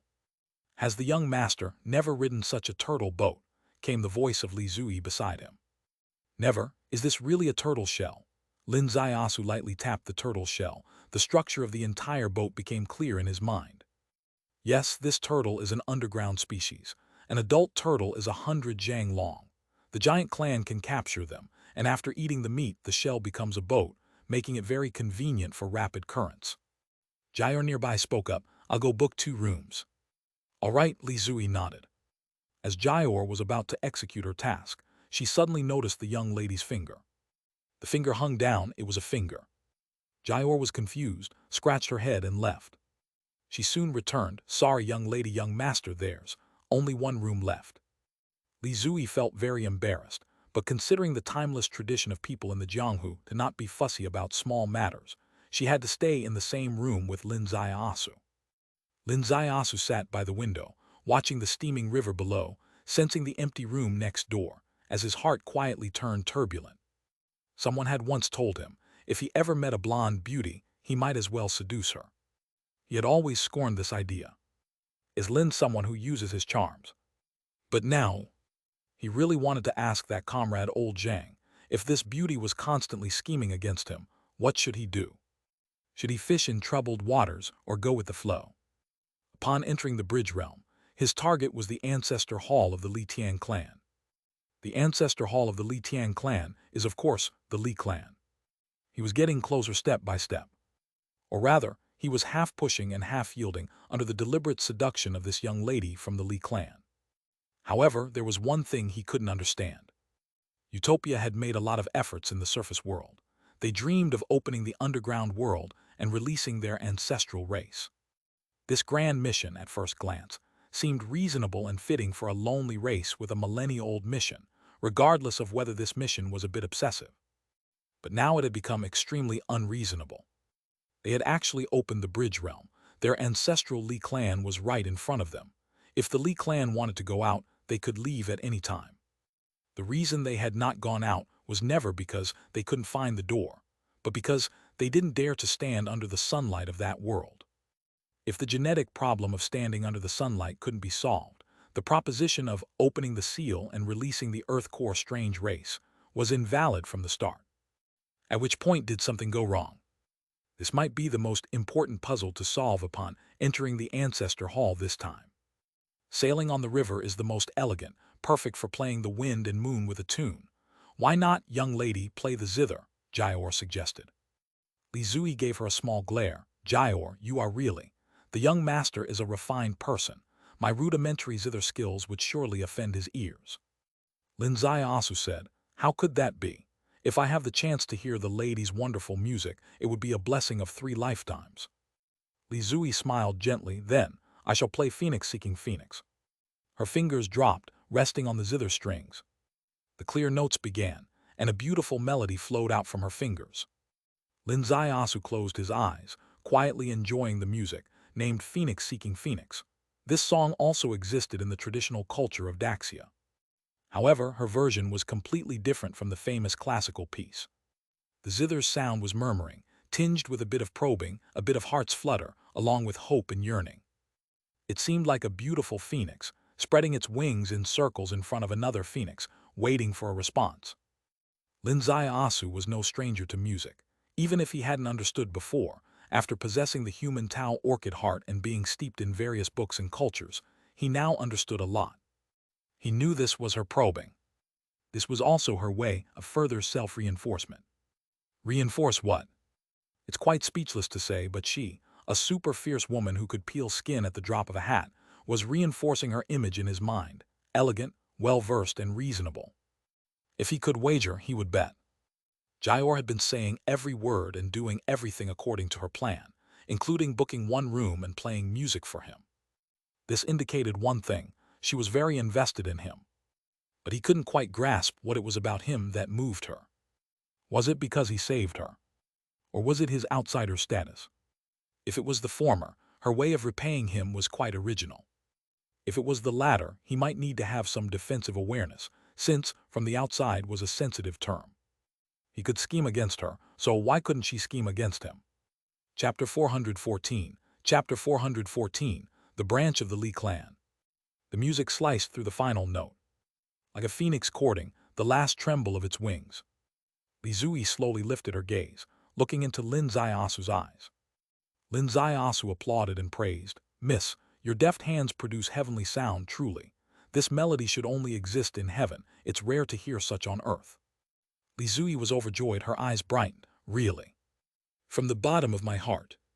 Jayor laughed. Young master, then would you accompany with a tune? Accompany with a tune. What does that mean? To respond to her phoenix-seeking phoenix. To respond to her song, or to respond to the meaning within her song. Lin Ziasu pondered for a moment. I'm not knowledgeable in zither music, so I can't respond with one. Do you happen to have a flute with you? Flute, Jayor gently shook her head. Is young master proficient in flute? I wouldn't call it proficient, just know a little. Lin Ziasu said. I've heard that people from the Ancestor Hall have miraculous skills in playing and crafting flutes, so I assumed you might carry one with you. These words were spoken casually. However, Lin Ziasu deeply cared about this answer. The Divine Temple has a miraculous flute. It could command the fallen beasts. With a sound, the Dai Luo army would form, sweeping out, and the Mengu army would be annihilated. That was the deepest image in his memory. He wanted to know what roots the beast-taming skill had within the Li clan. Li Zui frowned slightly. Miraculous skills in playing and crafting flutes. How come I don't know anyone proficient in the flute? Jayor's eyes twinkled. I get it, young master must be mistaken. Are you perhaps talking about the magic system? Magic system, what do you mean? Jayor laughed. The Li clan has two branches. Our branch is called the original system. The other is known for magic, called the magic system. The beast-taming skill they spread to the world uses magic artifacts, specifically flutes made from the ancestral beast's original bone. Young master, could it be their flute you are talking about? Lin Ziasu's heart raced. The Li clan actually has two systems. I'm so ignorant I didn't know. As the young miss said, since young master comes from the outside world, it's understandable not to know about this. Jayor said, let me tell you. The Li clan, a branch of the Earth Core strange race. Established by the power of their bloodline. They had been developing down this path of bloodline for a long time. But 300 years ago, the clan obtained an unparalleled treasure, one of the sub-god 3 treasures, the Moon Lotus. The Moon Lotus can create illusion realms, invade others, sea of consciousness, read their minds, and control various Earth Core strange beasts. When this treasure emerged, in the chaotic bridge realm, it became a true hegemonic weapon. The Li clan's influence soared, becoming a superpower in the bridge realm that none dared to provoke. They were unmatched for a time. However, behind this prosperity, the clan leader and a group of top elders felt deeply uneasy. Because they realized the clan was becoming overly reliant on the power of the Moon Lotus, neglecting the fundamental of the Li clan. They believed the Li clan, formed by the Earth as the Earth Core strange race, was fundamentally rooted in bloodline power, and should not rely too much on external objects. But those who enjoyed the benefits through the exotic treasure stubbornly believed that, as long as they could achieve their goals swiftly, they should use everything at their disposal, and why exchange clan members lives for problems that can be solved with magic. The two sides were irreconcilable, and finally, one day, an internal war broke out within the Li clan. they officially split into two factions, the original system and the magic system. The original system people stayed in the ancestral land. By developing blood power and divine skills, they were called the original clan. The magic system people took the moon lotus, went into the southern wilderness, and established a great foundation based on various mystical magic techniques, calling themselves the Ancestor Hall. Ancestor Hall. This is what the divine temple people refer to as the Ancestor Hall. The holy lotus needed for their nation-switching plan was indeed the moon lotus, one of the sub-god three treasures. Lin Ziyasu's heart flowed with countless thoughts. Entering the bridge realm, he had come in pursuit of the left envoy. Following the third miss of the Li clan, he also aimed at penetrating the enemy's heart with strategic intent. However, now he knew he had made a mistake. He had completely targeted the wrong goal. The liaison with the divine temple on the ground wasn't the Li clan headquarters he intended to go to, but the magic system that split from the main branch 300 years ago. Does he need to adjust his direction after being wrong? Perhaps there's no rush. He should first visit the Li clan headquarters. Although the magic system split, it still originated from the Li clan main branch, directly entering the magic system's ancestor hall. With his identity as Lin Ziyasu would be too risky. Finding indirect ways to understand might not be a bad thing. Perhaps a few hints of dilemma finally appeared on his face. Li Zui misunderstood his meaning. Young master, having come from outside, might be more familiar with the magic system and closer to it, but listen to my advice. The magic system's path is a dead end, definitely not the choice for you. She said. Lin Ziyasu came from outside, more familiar with the magic system. Because she was very clear that their original system side did not extend its reach externally. Only the magic system extends its reach externally. He comes from outside. His sense of belonging to his ancestors is influenced by the magic system, and his identification with the family also stems from the magic system. But she hopes he can correctly identify his ancestors, hence she sincerely advised him. But she was completely wrong. Lin Ziyasu was not from the Li Tian clan at all. How could he have any sense of belonging to the Li Tian clan? He harbored nothing but deep hostility. However, she did get one thing right. This deep hostility indeed stemmed from the magic system. The ones building the utopia externally are the magic system. The ones planning to implement the national change plan are the magic system. The ones posing a huge threat to Daxia are the magic system. The ones who have come to arms with Lin Ziyasu, never to rest till one of them is dead, also belong to the magic system. Although the magic system originated from the Li clan, it had already split 300 years ago. They fought a battle during the split. Even if they aren't mortal enemies, they certainly have deep conflicts. Can the enemy of an enemy be a friend? Lin Ziyasu's brain spun chaotically, turning into a spoken sentence. You say, the path of the magic system is a blocked path. Yes, affirmed Li Zui firmly. Is it just because they abandoned the super bloodline of the Li clan, which is the hero of the earth, and used external artifacts? Lin Ziyasu asked. To tell the truth, he understood this obsession. However, he definitely would not blindly agree. Using external artifacts is a blocked path. In modern society, with ever-changing technology, aren't technological products external artifacts? As long as the goal is achieved, it is effective. Confidence is good, but being closed-minded is definitely not a positive thing. Li Zui said, No, it's not just that. The reason I say their path is a blocked path is mainly because of the moon lotus's own constraint. Constraint of the moon lotus, what does that mean? Li Zui began to explain. The moon lotus, one of the sub-god three treasures, serves as a treasure that can manifest the various mysteries of the sub-divine secret technique, its power unparalleled. However, it is merely an artifact. If any faction relies entirely on an artifact for their development, it is clearly unfortunate. Therefore, the most valued thing on the cultivation path is the real benefits that this exotic treasure can bring to the disciples of the sect.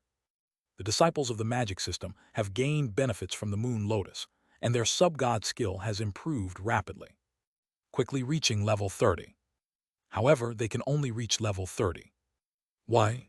Because the human body is mysterious, and both the path of heaven and earth are balanced. The human body contains a hidden, heavenly human lock. The moon lotus cannot break this lock, so its ability to enhance one's sub-god skill is capped at level 30. To surpass this, one needs another sub-god treasure, the Lost Lotus. The heaven and earth mysterious gate serves as a lock, while the Lost Lotus can reopen the lost path. In other words, without the Lost Lotus, with only the Moon Lotus, the sub-god skill can only reach level 30 at most. Li Zui said that the path of the magic system is a blocked path. That's what she meant. On the cultivation path, having no further path upward is the most taboo. No path upward is a blocked path. Lin Zayasu's heart was pounding wildly. He acquired the subdivine skill by chance.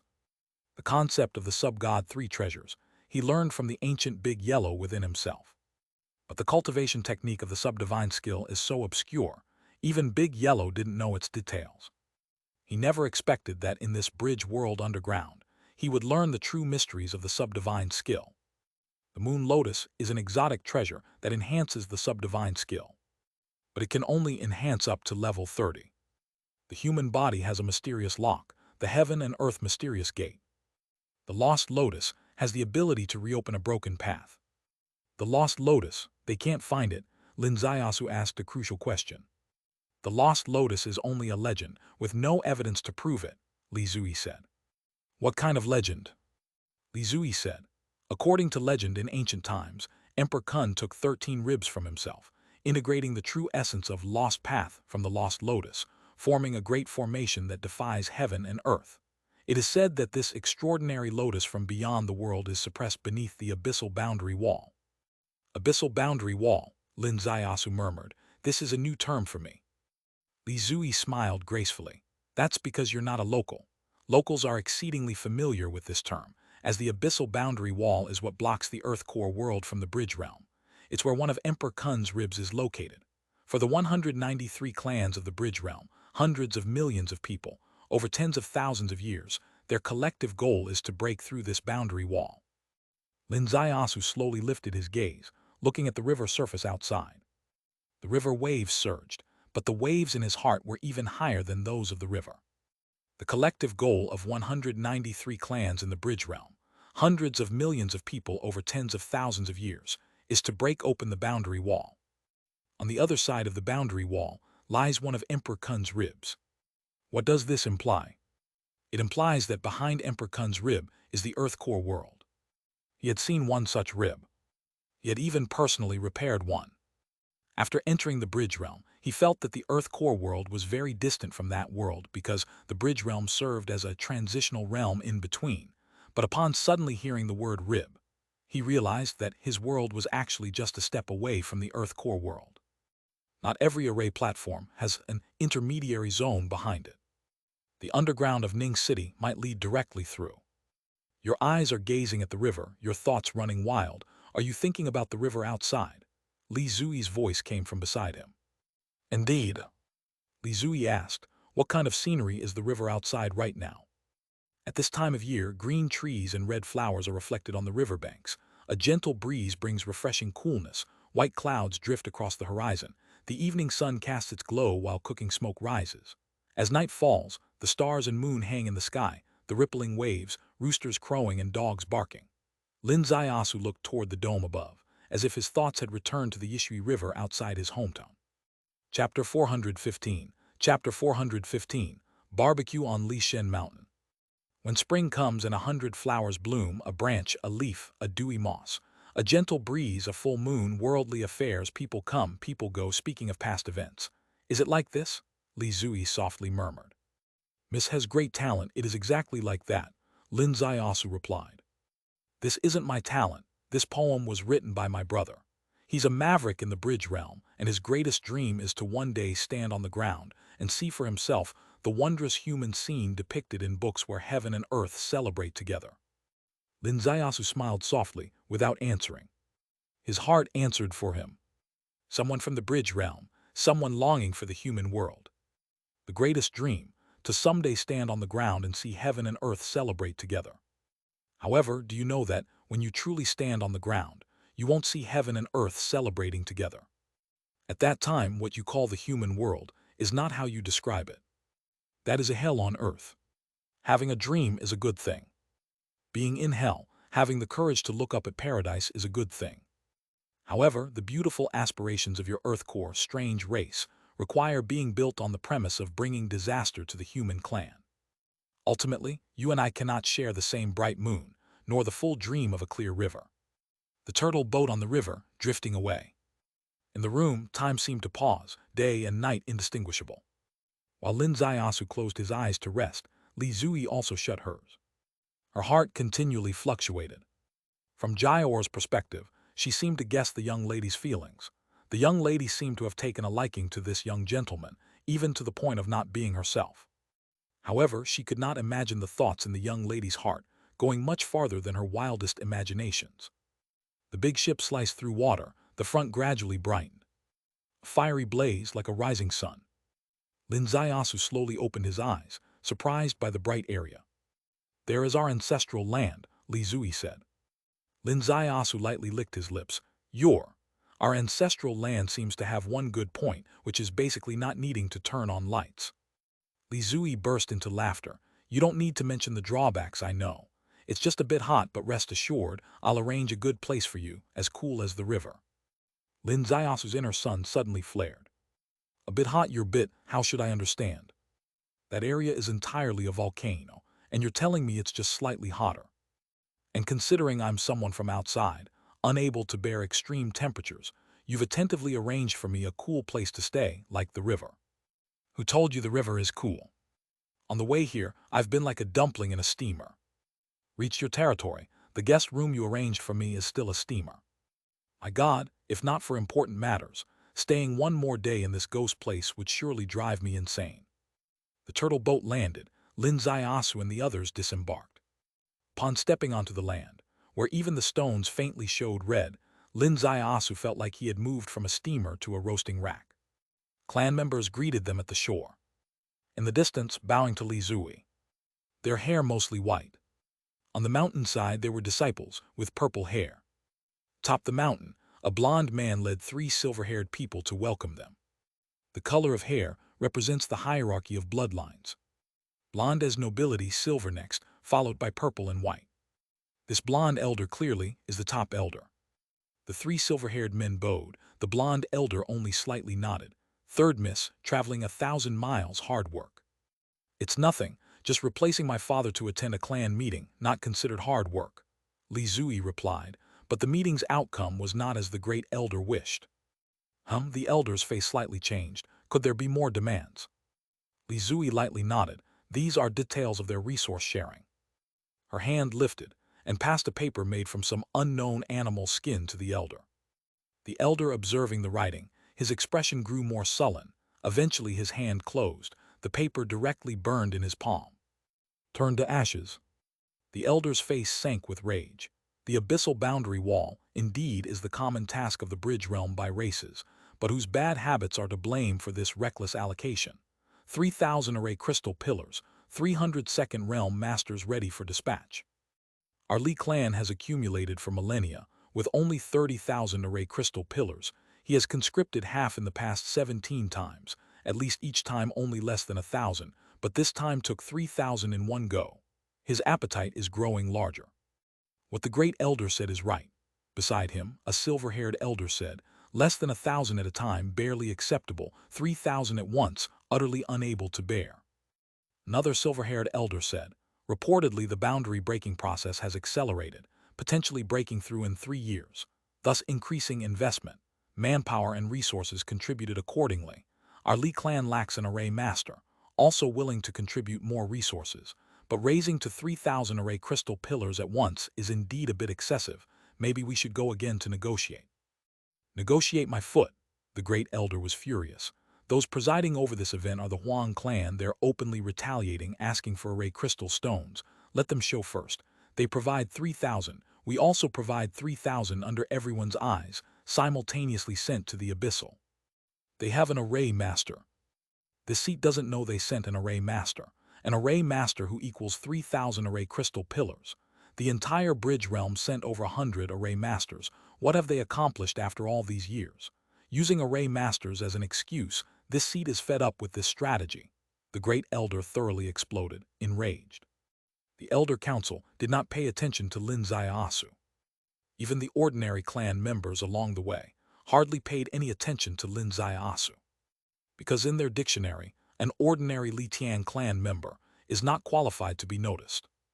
Lijiang clan members are a hybrid of Li clan bloodlines. True Li clan members rarely receive a proper look. This is the pride of the Li clan's original system. Li Zui did not let Lin Zaiasu expose himself to this awkward scene, leading him past the heated elder discussions. Up to the mountain top. From the top of the mountain, looking afar, Lin Zaiasu inwardly exclaimed in admiration. Have you ever seen a magma waterfall? There are 4 here. Have you seen a magma lake? There is 1 here. Have you seen a place of perpetual light where no lamps are needed? This is it. Red houses are settled around the magma lake, like boilers in a steel mill. To the naked eye, it is quite spectacular. Amidst the spectacle, there is gentleness. Gentleness in the northwest. A river flows down from the northwest, leaving a gentle mark in this fiery red landscape. There are green trees, red flowers, small pavilions, and terraces. There, that's Qingwan. Li Zui pointed to a location at the uppermost part of the northwest. It is precisely a place of coolness amidst the red flowers and green leaves. Lin Zaiasu followed her and stepped onto the banks of the river, and surely felt the temperature drop sharply. If earlier it was like a roasting furnace here, it is about a warm pot. Mist filled the river, and several village girls were doing laundry here, their feet submerged in the water, with water droplets on their faces, smiling brilliantly. Lin Zaiasu, not believing in superstition, washed his hands in the river water. Then he was full of what the hell. The water temperature was at least 80 degrees. Those village girls washed clothes barefoot in 80-degree hot water, yet managed to have a cool and comfortable feeling like Bamboo Creek returning to laundry women, making him almost believe the superstition. There are differences between human races. There are fish in the river, and the fish species are different too. There are flowers by the roadside, probably different kinds of flowers too. The bluestone path moves forward, and right ahead is Qingwan. Upon stepping into Qingwan, Lin Zaiasu's heart skipped a beat, the temperature plummeted rapidly. If the outside temperature was about 60 to 70 degrees, it was at most 40 to 50 degrees in here, with just a courtyard gate in between. How could there be such a big temperature difference? His heavenly Tao wisdom eye opened, revealing array patterns. This is an array. The array altered the temperature inside and outside the courtyard. Gentlemen, isn't it cool? Jayor's little head popped up from the side. Can you guess why? Array, Lin Zaiasu said. Ah, gentlemen, you're amazing. You actually know it's an array. Jayor's expression was exaggerated. She understood the young lady and thought flattering Lin Zaiasu would make the young lady happy. Li Zui indeed looked delighted beside them. Lin Zaiasu smiled. A formation to alter temperature is indeed extraordinary. Which elder crafted this? Jayor's eyes sparkled. This, I don't know if I should say. Li Zui chuckled softly. It's not a secret, why not say it? Let me speak. This array was left by a very controversial person in the Li clan. She was a woman, an authentic member of the Li clan, named Li Qing. Li Qing liked to research various miracle techniques, including arrays, and was the clan's top expert in arrays. Therefore, she was often sent to the abyssal to execute the task of breaking the boundary.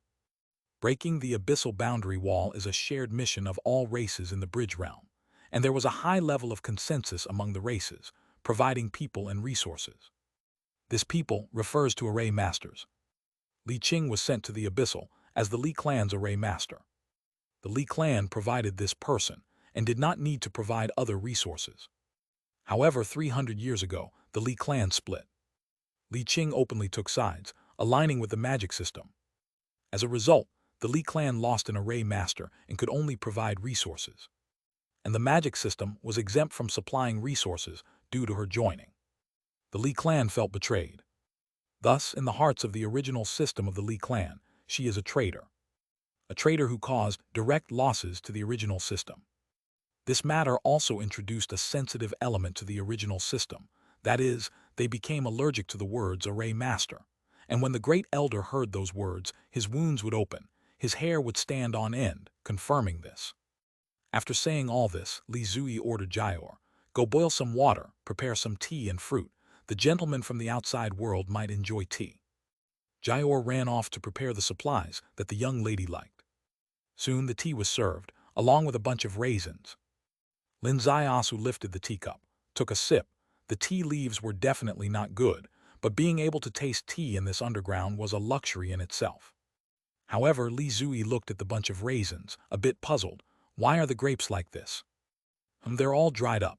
Jayor was nearly in tears. Miss worked so hard to get 7 grapevines, 6 died and the remaining one, I feel it's almost gone too. How could this be? Wasn't that plot avoiding the hot wind outlet? Jayor said. The hot wind outlet shifted, changed direction. Miss, how about you move the soul surviving one personally? Gentlemen, stay here a while, I'll go. Li Zui stood up to transplant the grapevine. Chapter 416. Chapter 416. Array formation to create the Meow realm. A grapevine may be insignificant to a young lady of noble birth, but for Li Zui, it was a matter of great importance. Growing a fruit tree from the outside world in the underground was exceptionally difficult. There's simply no space for it to survive. Even with space, without sunlight, it couldn't possibly live. Yet this grapevine was an exception, bought at a high price from a Li Tian clan member who came from the outside, carefully nurtured, and it surprisingly thrived. However, during her absence, the wind changed direction in her garden, and out of 7 grapevines, 6 died. This was a heavy blow. This feeling is something those enjoying the grapes beneath the clear moonlit skies outside could never empathize with. In the northwest corner, there stood a small garden. Initially, the garden had some flowers, but now they were all withered. Originally, there were 7 grapevines, 6 died, and the matured grapes turned directly into raisins hanging on the vine. One vine still had a touch of green. Just a tiny bit. Li Zui felt deeply saddened. These flowers, grasses, and trees cost her significant effort. Originally, she didn't have the leisure for this. It stemmed from her mother's advice. Her mother told her, a woman should behave like a woman. Fighting and being insensitive and wild isn't a woman's demeanor, and no man would like that. Your personality is like your father's. It would be hard to change, so you'll have to use special means. Go and gather small animals, find some flowers and plants, and raise them in Qingwan to polish your temperament. Thus, collecting small animals and planting flowers and grasses became her way to temper her character. Long ago she raised a 3-eared rabbit, furry and very cute. Her mother thought so too. But the little creature was mischievous and accidentally ran into the magma lake. By the time Jayor came over to retrieve it, it was already cooked. The mistress and servant initially intended to hold a funeral for the rabbit, but it smelled too delicious, so eventually, only the bones were buried in the soil. Such incidents happened repeatedly. The animals she raised always met ill fates. Her mother then gave up on raising animals, switching to plants that wouldn't run away. Indeed, after planting flowers and grasses, Li Zui visibly transformed. She actually began to love these flowers and grasses, and her temperament visibly improved. At least when she pretended, she could convincingly act like a lady. This incident with the grapevines was unexpected. Li Zui could swear to the heavens it wasn't her who instructed Jayor to do it. She liked eating meat and fruits, but she definitely didn't enjoy eating grapevines. Moreover, she placed great hope and expectation on these grapevines, ever since her brother sang her a couple of poetic verses, immersing her in a beautiful poetic mood. The poem goes, beneath the grape trellis swings hang, with the gentle moon moving shadow on the bamboo. She planted the grapevines, made swings, and grew earth-core bamboo, waiting for the vines to cover the garden walls. Now, 6 of the 7 grapevines are dead, and the remaining one is barely surviving. She's determined to desperately try to save it. Where should she move it to? It seemed there was no place to accommodate it. This small garden was hotter than outside, because a hot wind blew from behind, covering the entire small garden. Previously, the hot wind wasn't this strong, and it blew towards the right wall. Now, the wind grew stronger and changed direction, blowing directly into the small garden. As she hesitated, a voice came. Miss, no need to move it. This is just an array with a breached opening. Just patch up the breach and it will be fine. Li Zui suddenly looked up. Jayor also looked up in surprise. Standing before them, right in the middle of the wind, was a handsome man, Lin Zaiasu. My lord, can you seal the breach in the array? Li Zui asked. This array is that profound and the hot wind is that mysterious. Actually, it's just that an array base pattern has worn out. I just need to add a stroke to it. Lin Zaiasu extended his hand. a bronze array pen appeared, and with a stroke, he marked a large red stone before him. The pen moved like a dragon or snake, tracing a mystical path. Suddenly, the hot wind abruptly ceased. Li Zui felt the heat waves recede, bringing coolness to the small garden. Her heart was in turmoil. He was proficient in arrays. He was an array master, and an exceptionally skilled array master at that. This 4 seasons warm array, created at the time, took 13 years to complete, and the entire Li clan regarded it as an ancient strange array that changed the world. At that time, a female elder named Li Qing, also based on this array, established her grandmaster status in the array path, exceptionally promoted to top elder due to her womanhood. This was definitely not an ordinary array. But in his words, this array was that profound. Moreover, he wasn't boasting. With a stretch of his hand in less than 3 breaths, the broken array was directly repaired. This array path, how do I feel it's even more legendary than that legendary elder back then? Her hand was suddenly grasped by Jayor. Jayor's mouth didn't open, no sound came, but a thread of information was sent into Li Zui's mind through a special vibration frequency, a unique communication method of the Li clan, similar to secret transmission. The girl told her, "Miss, I discovered a gigantic business opportunity." "What?" "Young Master Su is worth 3,000 array crystal stones and 300 second realm experts." Li Zui glared at her fiercely, not responding with a secret transmission, but her eyes carried a sense of speechlessness. Jayor continued to relay, "Think about it. Miss specially went to the meeting and was set up by those bastards, forcing our Li clan to offer 3,000 array crystal pillars and 300 second realm experts. Didn't you see the great elder almost pulling his beard out with worry? Now that we have young Master Su, if he goes, we don't have to give away those precious resources, do we?" If the great elder heard these words, that old man would probably indeed be deeply moved. But since the audience was Li Zui, she flipped her hand, grabbed Jayor's arm, and Jayor immediately showed a painful expression on her face. Li Zui's transmission came through with vibrations. "Going to the abyssal is extremely risky and could result in death. If you dare to betray him, I'll throw you into the magma lake for 3 days and nights." Jayor quickly admitted her mistake. "Miss, I was wrong. I won't dare to scheme against him anymore. Even if I'm beaten to death, I won't tell others about this." Thus she let it go. Lin Zaiasu stood in the cool world he created with his own hands, planning to seize the opportunity he personally made. Why would he take action? For one reason, to create a condition to go to the abyssal. A cluster of array masters, hundreds of races bending various resources, all thinking of breaking the abyssal boundary wall. Who dares to guarantee that this boundary wall can definitely hold? If by chance this wall is really broken by those bastards, and the Earthcore strange race crosses over, then the Pandora's box will be opened. This Earthcore strange race doesn't care about this. They are eager to welcome ancestral figures, orthodox figures, core figures. Can he, Lin Zaiasu, disregard this? The Earthcore strange race of the Bridge Realm doesn't dare stand in the sunlight. Who can guarantee their ancestors, those old monsters, also don't dare. When Emperor Kun drew this dividing line, he must have had a reason. This dividing line, drawn with his own ribs as the base, must be the last card standing against the Earthcore strange race invasion. Lin Zaiasu wants to use a reasonable way to infiltrate the sabotage military detachment. To give them a counter-sabotage. Today's restoration of an array is precisely for this level. He wants the Li clan chief to discover his array path talents and send him as an array master into the abyssal. This business opportunity, I refuse to believe you 2 girls can't see it. Hurry up and get excited. However, strangely enough, Jayor was excited, but the main subject, Li Zui, seemed very conflicted. What's there to hesitate about? 3,000 array crystal pillars, 300 second realm warriors, I alone can replace. What's there to hesitate over? Li Zui spoke, "Young master, shall we go to the pavilion for tea? By the way, Jayor, tidy up the west courtyard. We'll also stay here." Jayor opened her eyes wide in astonishment. We're also staying here."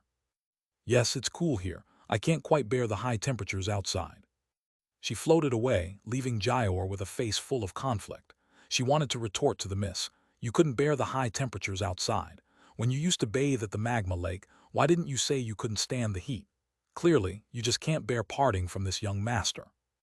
"Miss, wake up. This young master is not from around here. He may look gentle and refined, but his eyes often move to your chest, obviously not a true gentleman.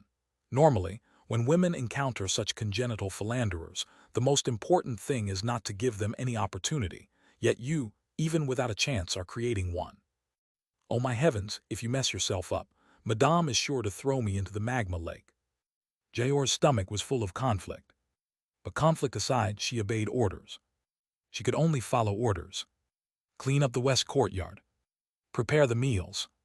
Coming to the pavilion, a cool breeze blew by, and Lin Zaiasu finally truly experienced the refreshment. After patching up this array, the temperature dropped directly to about 20 to 30 degrees. Now that's the temperature humans find most comfortable. However, he also found it a bit strange that such a temperature was the array's initial setting. It should have been the temperature the original array creator themselves liked most. But this array's creator, Li Qing, was a bona fide Li clan member. Would the temperature favored by the Li clan people be 20 to 30 degrees? The ordinary Li clan members who wash clothes in the river and play water fights, seeing them having so much fun, their favorite temperature shouldn't be 60-70 degrees upwards. He picked up the teacup and took a sip of the gradually cooling tea. Miss, you're saying this senior who created the array was a Li clan member? Yes.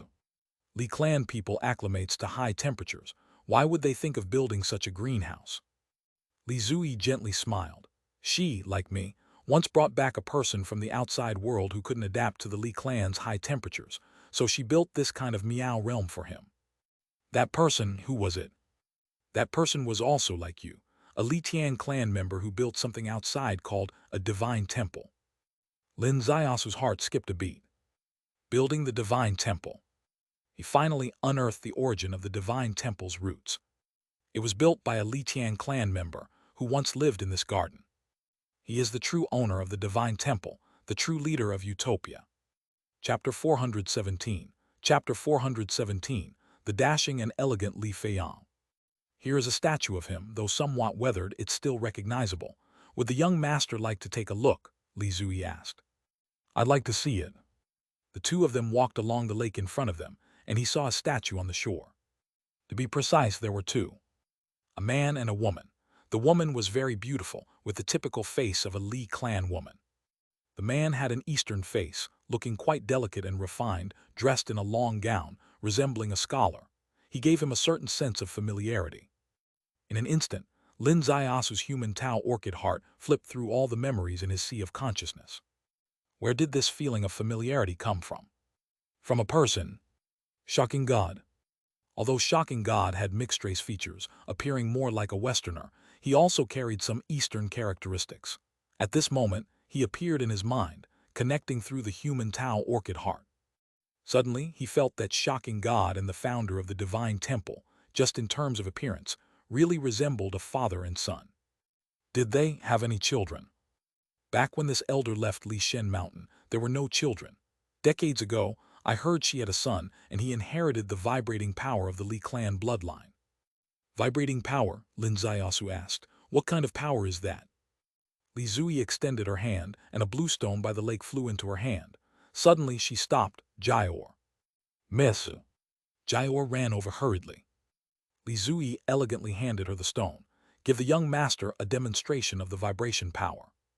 Jayor didn't know how to speak, moved her hand, and the stone crumbled into powder, rubbing her hands with an embarrassed face. Lin Zaiasu saw it clearly.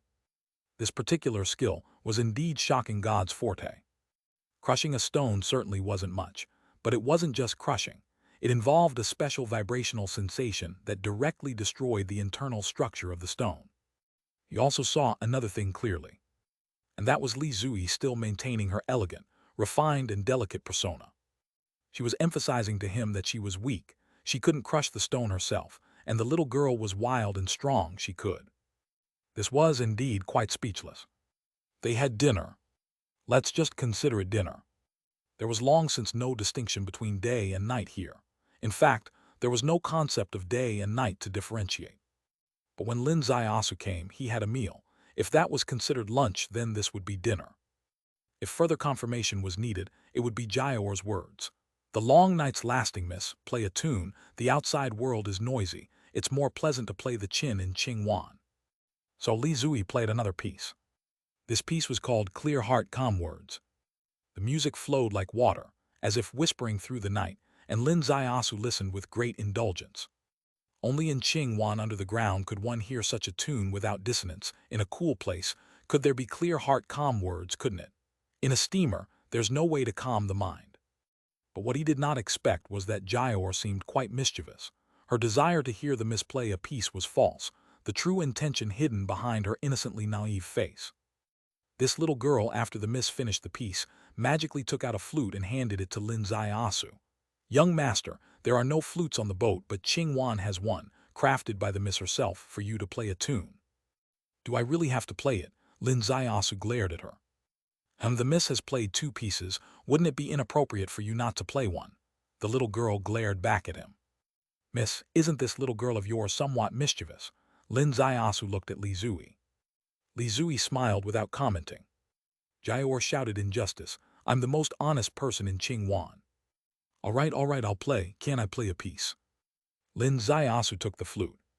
Flute, he played it when he was young, whether it was a willow flute, a bamboo flute, or using a leaf when herding cows in the mountains, he could blow on it easily. Of course, back then, playing the flute was purely for fun.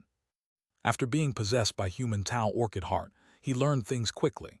With the acquisition of true Qi, anything related to breath and airflow was quite effortless for him. Playing the flute for him posed no pressure at all. This flute was made of a kind of red jade stone. Red jade like bamboo, delicate, hollow, crafted by a masterpiece naturally formed. Lin Zaiasu blew into it, sound waves burst forth. Li Zui's smiling expression suddenly froze, her small mouth unconsciously opened. Jayor's eyes widened instantly, staring at this familiar flute in surprise. The flute sounded like a spring breeze, lifting the tender willow, presenting an incredibly wonderful world before them. In this world, seas of people stretched endlessly. In this world, lovers faced each other. Every note seemed to be a greeting between lovers. Every turn seemed to be a lingering glance between lovers. Ridge after ridge, gaze after gaze. Water dripping through stone, vows as strong as mountains and seas. No lyrics, no words, just a piece of music so beautiful that it evoked all the emotions of young men and women. The flute sound flowed through Qingwan, seemingly flowing downstream. Li Zui looked at this familiar flute in a daze, looked at this familiar garden, looked at the young man who had gradually become familiar over the past few days, listening to the melodious sounds never before heard in the underground world. Finally, the flute went silent. Li Zui's enchanting eyes slowly opened, her eyelashes gently trembling. The young master's music truly is. This tune should only exist in heaven. How many times can it be heard on earth? This was a compliment Lin Zaiasu had given her. She used it now as a return compliment. It seems more fitting. Because this place is underground, this tune is from the heavens. You're too kind, miss. Lin Zaiasu smiled gently. What is the name of this tune? In the wrong place, meeting the right you. You, what did you say? Li Zui's cheeks suddenly turned red. Lin Zaiasu was slightly startled and quickly explained. That's the name of this melody. It might sound a bit tacky, but it's called In the Wrong Place, Meeting the Right You. Clap, clap, clap. Applause came from the entrance of the courtyard, accompanied by a burst of hearty laughter. Little sister, I said you are back at the clan mountain but not visiting mother. It turns out you are hiding a beauty in this golden house, listening to music behind closed doors. I must say, such wonderful music is worth breaking all clan rules. It was a youthful man who appeared quite charismatic. His golden hair was loose, and the white clothes on his body were casually tied at the waist. As the wind blew, his hair floated, revealing a handsome and striking face. Third brother, Li Zui stood up. Third young master, Jayor stood up. This third young master took a step forward and stood in front of Lin Zaiasu, his face beaming with a smile. Is this the young master Su that the 9th elder mentioned, who saved my little sister? I wouldn't dare to say saved, just happened to bump into the miss, joining forces to fight an enemy, Lin Zaiasu said. Brother, the third young master extended his hand, gently patting Lin Zaiasu's shoulder. Thank you. Lin Zaiasu smiled. I've heard the miss mention you. Really, what did she say about me? The third young master asked. Poetic and carefree, unrestrained and bold. Poetic and carefree, unrestrained and bold. The third young master laughed heartily. Little sister, you've touched me a bit. I thought you would introduce your brother saying he's lawless and impertinent, but to my surprise, to my real surprise, I turned out to be poetic and carefree, unrestrained and bold in your eyes. I'm so happy. Li Zui glared at him. Even if I think that in my heart, I wouldn't say it aloud. Haha. Everyone laughed. The atmosphere suddenly became lively. The third young master pulled Lin Zaiasu to sit down. Brother, is this tune from the outside world? Yes. In the wrong place meeting the right you, such a tune has captivated my sister's heart, and indeed it's a world-renowned melody. The third young master said, could you gift me a tune? Let me also savor the sensation of freedom. Li Zui's toes itched, seeming very much wanting to stomp her brother down the magma lake. However, she suddenly heard the latter half of her brother's words and decided to cancel all such plans. Is there another tune? Lin Zaiasu smiled. All right, I'll gift you one as well. As the tune started, it shifted from lingering tenderness to a spacious, bold, and free style. The flute sounded, and the third young master's eyes brightened like stars, then slowly closed. His face was full of immersion, and his fingers lightly rested on the tea table. With the flute silent, his eyes slowly opened. What a noble and magnanimous tune! What is its name? High Mountain and Flowing Water. Why high mountain and flowing water? It carries the meaning of finding a kindred spirit in high mountain and flowing water. The third young master slowly lifted his gaze. You've come from the mortal world with its billions of people. Do you also feel the lament of finding a kindred spirit difficult? Sometimes the more people there are, the harder it is to find a kindred spirit. The third young master let out a long breath. People say I'm crazy. Chang Feng knows me well. People say I don't know what I'm doing, but who understands the 100 flavors of life? Your tune and words, brother, resonate deeply within me. Truly, we are alike as wandering souls. Isn't there already familiarity in our meeting? Lin Zaiasu added. Haha, how wondrous these words are. Let's raise a great toast. The third young master extended his hand, and a huge wine jug appeared on the tea table. Wine, Divine Mountain Strong Brew. Men solitary and exceptional. Within moments, the two drank 3 large cups, the aroma of wine wafting, leaving Li Zui in a daze. Her brother, though known as lawless and impertinent in the clan, and not favored by the elder council, she knew well that her brother was proud and esteemed. Few in the world have ever drunk the Divine Mountain Strong Brew that he personally brewed. It should be known that brewing wine underground bears high difficulty, quite astonishing. The extent that every jar is incredibly precious. Her brother loves wine more than life. He drinks his own brew, rarely using it for guests. Not to mention those he disdains. Yet today, without anyone requesting it, he voluntarily brought out his finest wine, drinking freely, his spirits soaring. Is this the charm of young Master Su? No matter who, anyone approaching him would be captivated, including herself and including her legendary brother. After the wine was all gone, the third young master patted Lin Zaiasu's shoulder. Brother, I won't disturb your rest today. Tomorrow I'll come by to drink with you again. Good. The third young master left. Lin Zaiasu stood up in the pavilion, following Jaior to rest in the east courtyard. Outside the window, there was a small lake. In the lake, there was a very distinct dividing line. That was the boundary of the array. Inside the array, it was as cool as late spring. Outside the array was like a steaming cage. Previously, this dividing line wasn't so obvious because the temperature difference inside and outside wasn't so great, but now it has changed. His entry into the Li clan has already made some changes. What else will come next? Chapter 418. Chapter 418. Reading leisurely underground, war breaks out in the Middle East. The blood tower within him had changed too. After entering the underground bridge realm and being roasted in extreme conditions for a long time, the blood tower was constantly in a tightly strained state, busy locking in air, strength, and moisture. Now that it's relaxed, the operation of true chi seemed to be a bit faster. The third drop of heavenly star tears fell smoothly. He stored it in the secret realm space. This is the skin heavenly star, which he promised to Saintess Kyan Ling Catherine. It was meant for her. Next was the flesh star. The flesh star here was also particularly smooth. In just one night, let's temporarily call the time when everyone else is resting night. The flesh star fell, shattered the void, and merged into his flesh. With the flesh star merging into his flesh body, he walked more smoothly. What used to require several days of merging now took only about 2 hours. The difficult one was still the Bone Star, which required full mental investment and high concentration. He planned to take it slowly. It was then that the third young master visited again. His name, Lin Ziasu had already known, was Li Feiyang. A name very much sinicized, very Jianghu style, and also very fitting to his character. Although he had already mentioned it yesterday that he would visit today, Lin Ziasu was still surprised when he saw him. He was actually holding a huge cabinet with one hand, crossing the courtyard gate like the pagoda-bearing king. "Brother Feiyang, this is." "Books," Li Feiyang said with a smile. "Is it all books in there?" "Yes." Li Feiyang released his hand, and the huge cabinet landed with a heavy thud. The cabinet door swung open, revealing densely packed books inside. Lin Ziasu's heart leaped wildly. "Damn that strength of yours." Anyone who has read books would know that though books are just paper, they're extremely heavy, comparable in weight to a bundle of stones. This cabinet had hundreds of books, and they were quite thick, weighing hundreds of pounds just on their own. Not to mention, the cabinet itself was made from underground metal.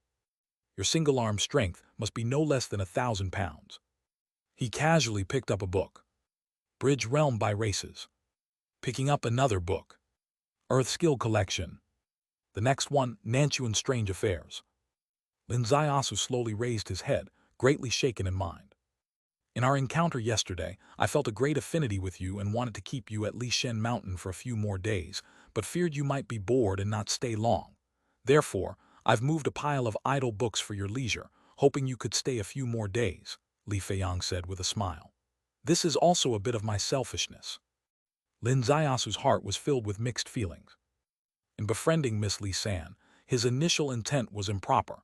He approached it with a mindset of enmity. Befriending the third young master Li San, his initial intent was also improper. He needed to leverage the power of Li Shen Mountain's Li clan to play his big game in the underworld. However, Li Feiyang came at him with such a move, directly packing all the resources he most needed into the cabinet and shouldering it to his small courtyard. He was clearly aware that he had a mission entering the Bridge Realm.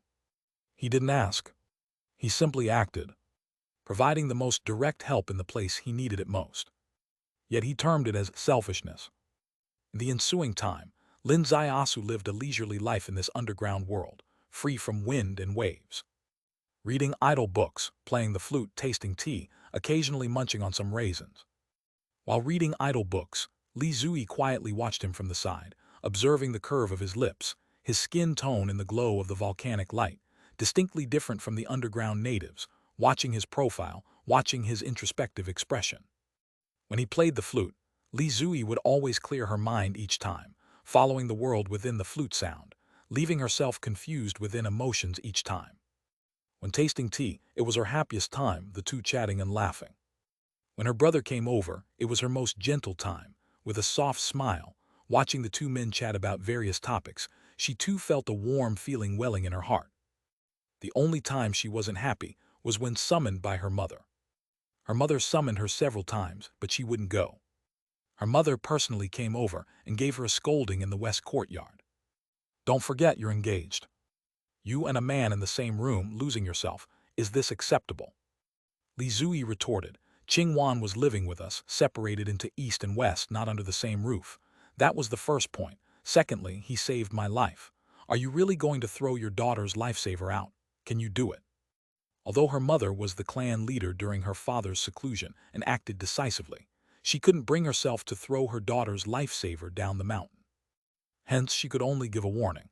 It's okay to keep guests but maintain proper distance. Time passed day by day. In Qingwan, there are no years. Outside, time cycles were precise and clear. The date, July 3rd. It was the hottest time of the year in the northern hemisphere. A great battle was finally nearing its end. The sides in the battle were the Flying Eagle armed and the Divine Temple. Flying Eagle was an armed force in the central region of Derda, originally long at odds with the Mengu army.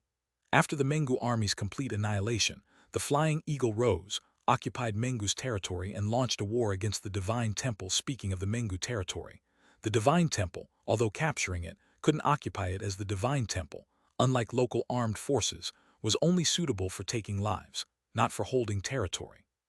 Thus, that territory was taken by the Flying Eagle. Throughout the month, the battle was fiercely brutal. Both sides suffered heavy losses. But in terms of territorial advance, the Flying Eagle had the upper hand. They occupied 3 mountain peaks in the northwest of the Divine Temple. The Divine Temple and the Lietian clan members' valley are all within their firing range. In the temple's basement, the 7th elders gathered, their faces somber.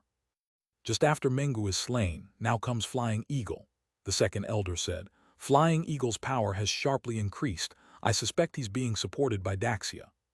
There's no need to doubt it, the 3rd elder replied. A month ago, our targeted elimination against Daxia caused significant damage to them. They can no longer keep a low profile. Supporting Flying Eagle, launching a counterattack, fighting a proxy war, is a strategy typical of great nations.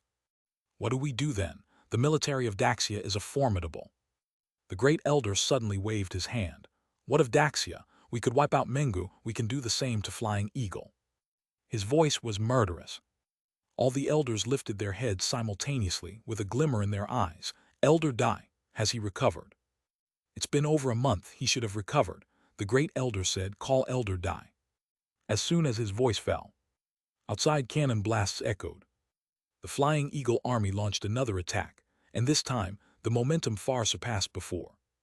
However, the expressions of fierce joy glinted in the eyes of all the elders. The fiercer the enemy, the more intense the thrill of counterattack. They seemed to foresee the Dai Luo army's deployment, with strong foes vanishing like dust. Victory and defeat in war are never determined by momentum alone. They are determined by one's trump cards. The great elder extended his finger, pressing on the button in the basement. The door to the secret chamber silently opened. Yet within the chamber, there were no familiar green eyes opening, no sound of flutes, as quiet as a grave.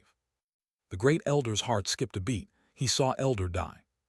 Why did Elder Dai's face look so bad? He stepped forward. The light in his hand suddenly trembled violently.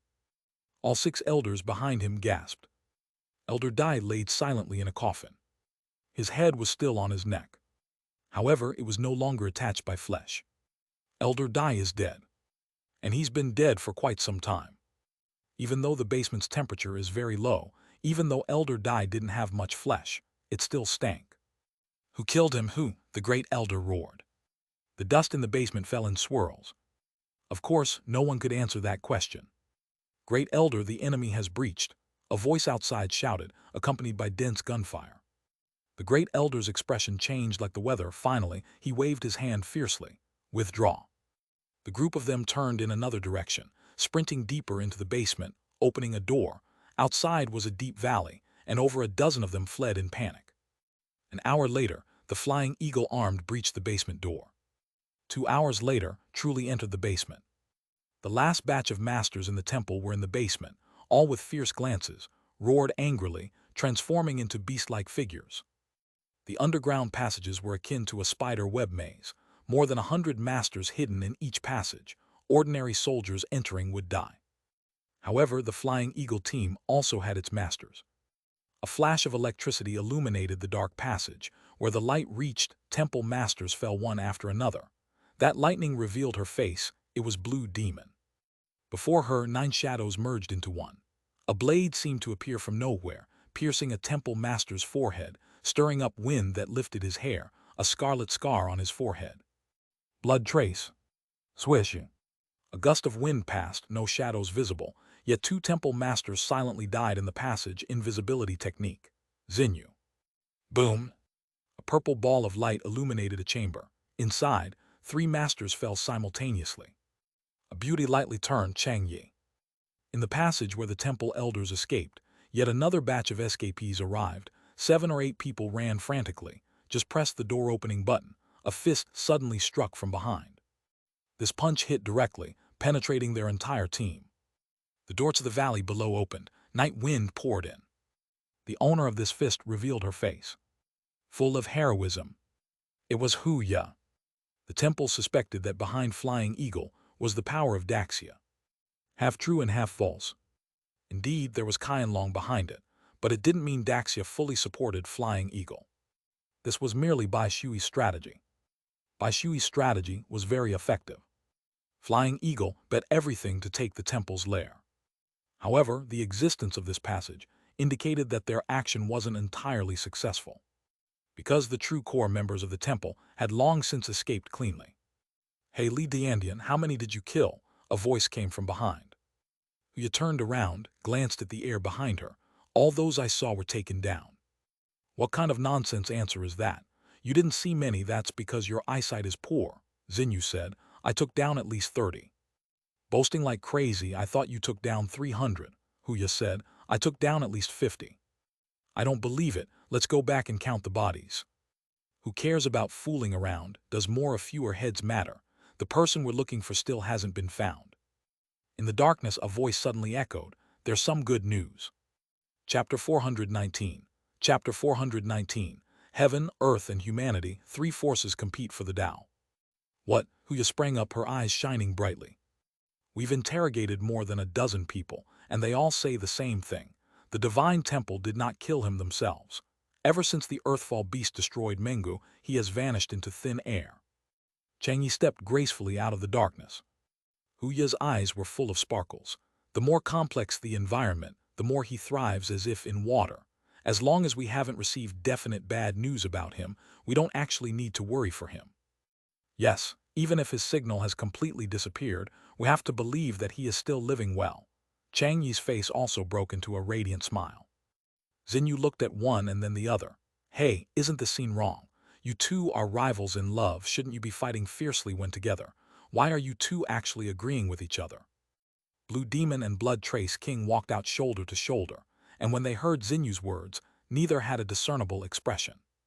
The night sky outside was infinitely deep. The two kings came to the outside of the secret chamber, staring at the valley beyond. "We didn't catch a single high-ranking official of the Divine Temple," Blue Demon said. "I have an ominous feeling."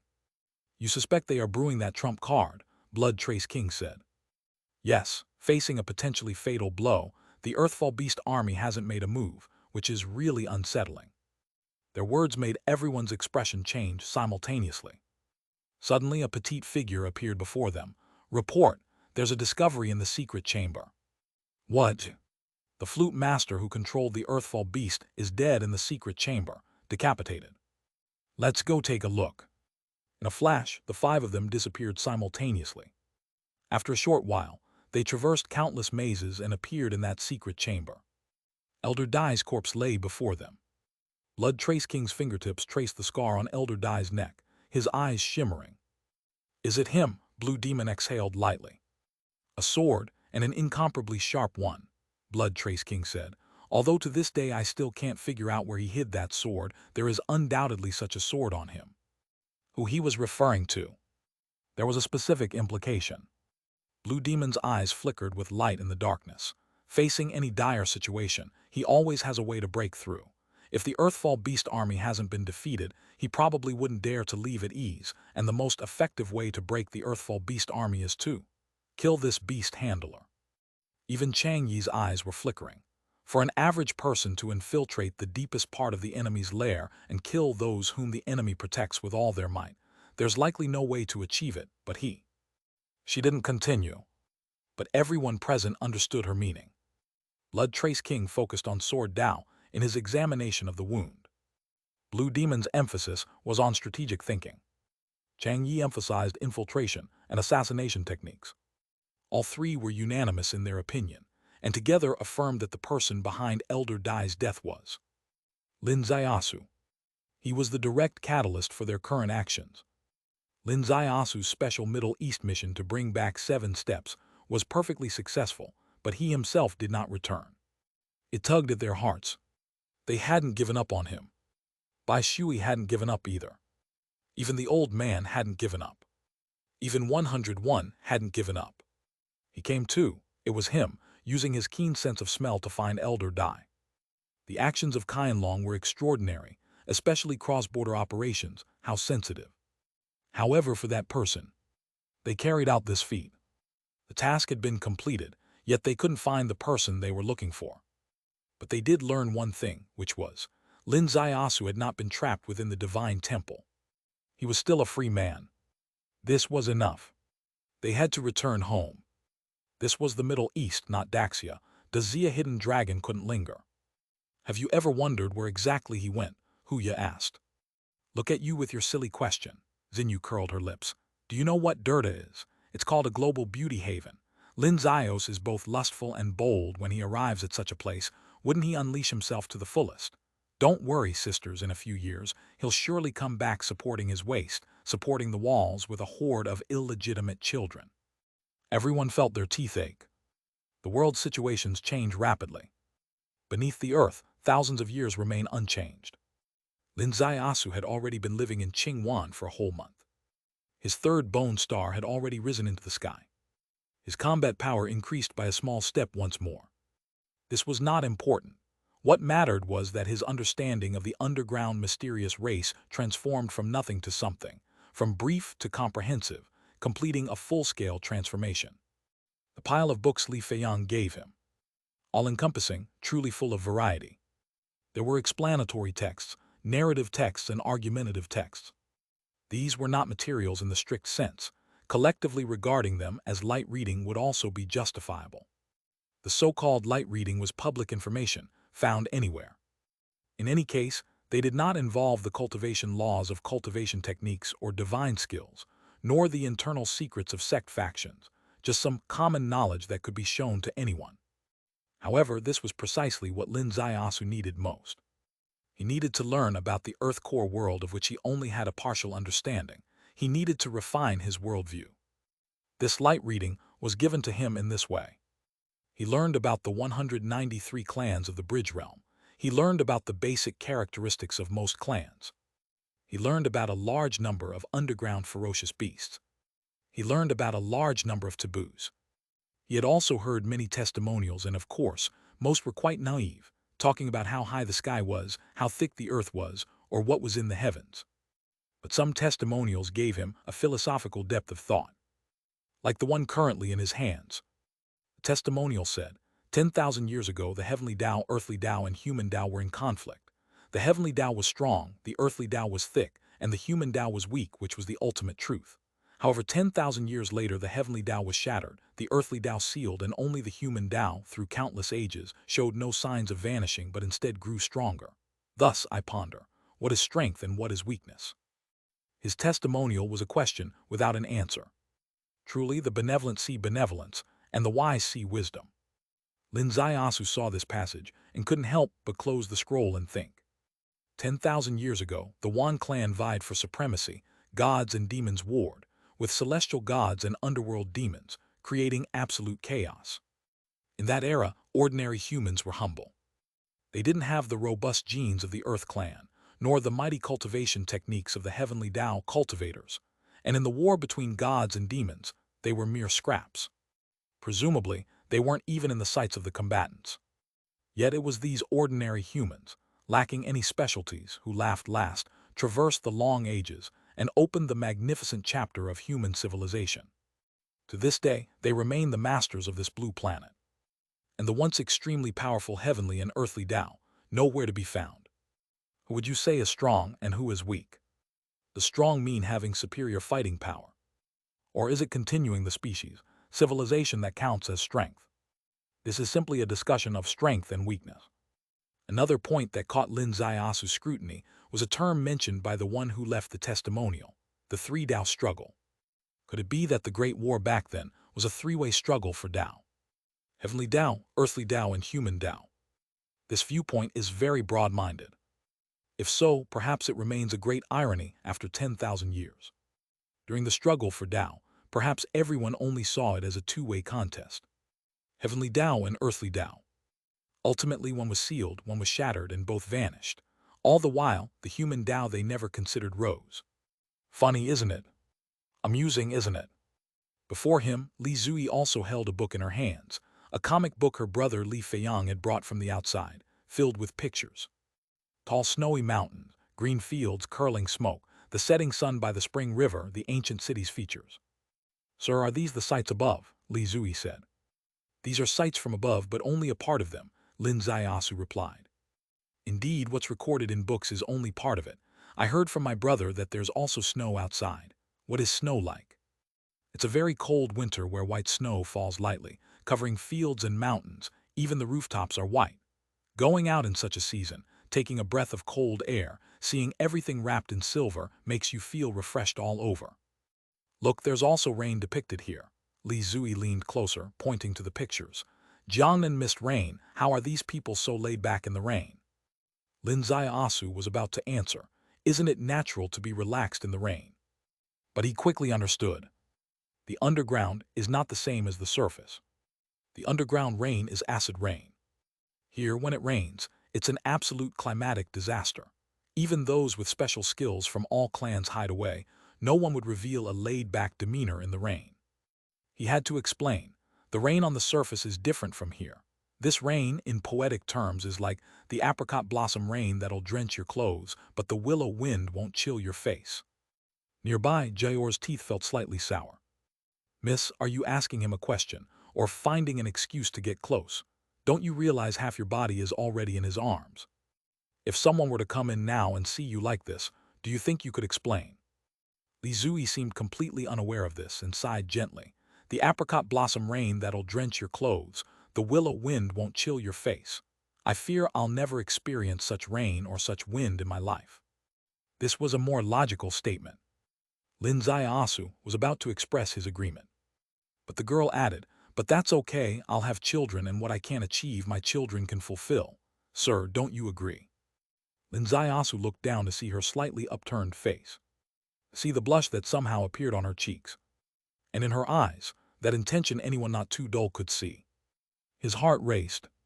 Jayor's eyes widened. She's not foolish. She's incredibly smart, and only the clever are constantly entangled, which is why she's called Jayor. She understood Miss's meaning. Miss is of the Li clan, a true underground mysterious race. It's impossible for her to go to the surface, at least at this stage. But if she's bold and wild enough to find a man from the outside and have a child, her child can go outside. This is the peculiarity of the Li clan bloodline. Breeding with a human results in the Li Tian clan, which has been proven countless times. Breeding with the Li Tian clan also results in Li Tian, again proven countless times. The Li Tian clan can experience the apricot blossom rain and willow wind above. Miss, is this the real reason you're using all these tactics on this gentleman? You want to have his child, so your little one can one day go to the surface. Miss, oh miss, you're already engaged. Your betrothed is the son of the Long Ear clan chief. If you keep to the marital path, no matter whose bloodline your child inherits, they can't go to the surface. But now you've strayed from the marital path, planning to have an affair. And you've taken concrete actions, directly bringing the man you're having an affair with to Qingwan. Chapter 420. Chapter 420. The Long Ear clan demands justice. She understood everything. Lin Asu, with a seven-orifice exquisite heart, couldn't possibly fail to understand. His mind suddenly became clear, fully enlightened. He had never understood why this young lady was so good to him. Turns out the real reason was right here. She was led astray by her brother, too eager for the outside world. Unable to go herself, she planned to have a child to see the world on her behalf. This is so positive, so inspiring yet. Why does this feel so insane? Suddenly, with a loud bang, the courtyard door was kicked open. Li Zui suddenly turned around, Jayor turned around. Lin Asu also turned around. In the eyes of the three, a group of people strode in. Among the group, one young man wearing luxurious silver armor, his eyes blazing red, with two others dressed similarly, their eyes slightly red. Behind them, followed by three elders of the Li clan, the second elder, the fourth elder, and the ninth elder whom Lin Asu encountered earlier. Jayor's complexion changed drastically. She reached out fiercely, pulling the young lady up. She had been worried about the young lady's ambiguity with young Master Su, fearing outsiders might witness and misunderstand. Now it became true. They were indeed seen by someone, and the one who saw them was the least supposed to. Because they were from the Long Ear clan. Right in the center was the young lady's betrothed, the son of the Long Ear clan leader, Dingcheng. Young clan chief, ninth elder stepped forward. This young Master Su was the savior during our last return trip for the young lady. Savior? Dingcheng sneered. A despicable Li Tian clan member, does he deserve to rescue the young lady? Ninth elder, are you speaking nonsense to demean your own young lady? Upon hearing this, Li Zui's eyebrows suddenly rose. But the second elder on the opposite side quickly signaled, and Li Zui took a deep breath to calm down. "Even if there are some ties, boundaries must be respected," said the elder-like figure on the left side of the young clan chief. "A lone man and woman living together for a month. Have the noble clan considered our young clan chief's feelings?" The second elder stepped forward, smiling. "Great elder, it's my mistake for not considering this thoroughly. I'll arrange for the guest to stay elsewhere." "No arrangement necessary," the young clan chief coldly said. "It's better for Sister Zui to handle it herself. If Sister Zui personally slays him, naturally, I'll believe her loyalty." Li Zui suddenly stood up, speaking coldly. Cheng, you believe my loyalty. The condition is to personally slay my lover. Is your ear too long, covering your mind, making you a fool?" Upon hearing this, the crowd fell silent. No one could believe their ears. Lover? She admitted he was her lover. Did she really call Cheng a fool to his face?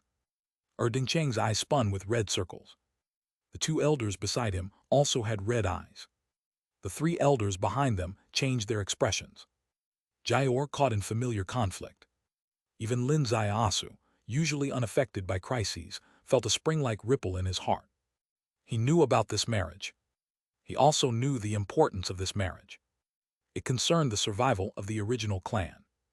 The Li clan and Huang clan are sworn enemies. Their conflict had become fierce. The might of the Huang clan is extraordinary, comparable to the Li clan in terms of bloodline power. They also have an underground army of fierce beasts, specifically the Mad Spider. The Mad Spider has been pressing the Li clan heavily. Thus, the Li clan allied with the Long Ear clan. The Long Ear clan possesses a unique skill to subdue the Mad Spider. Therefore, the marriage between Li Zui and Cheng is essentially a typical political alliance in the Bridge realm, aimed at preserving the clan's fortune.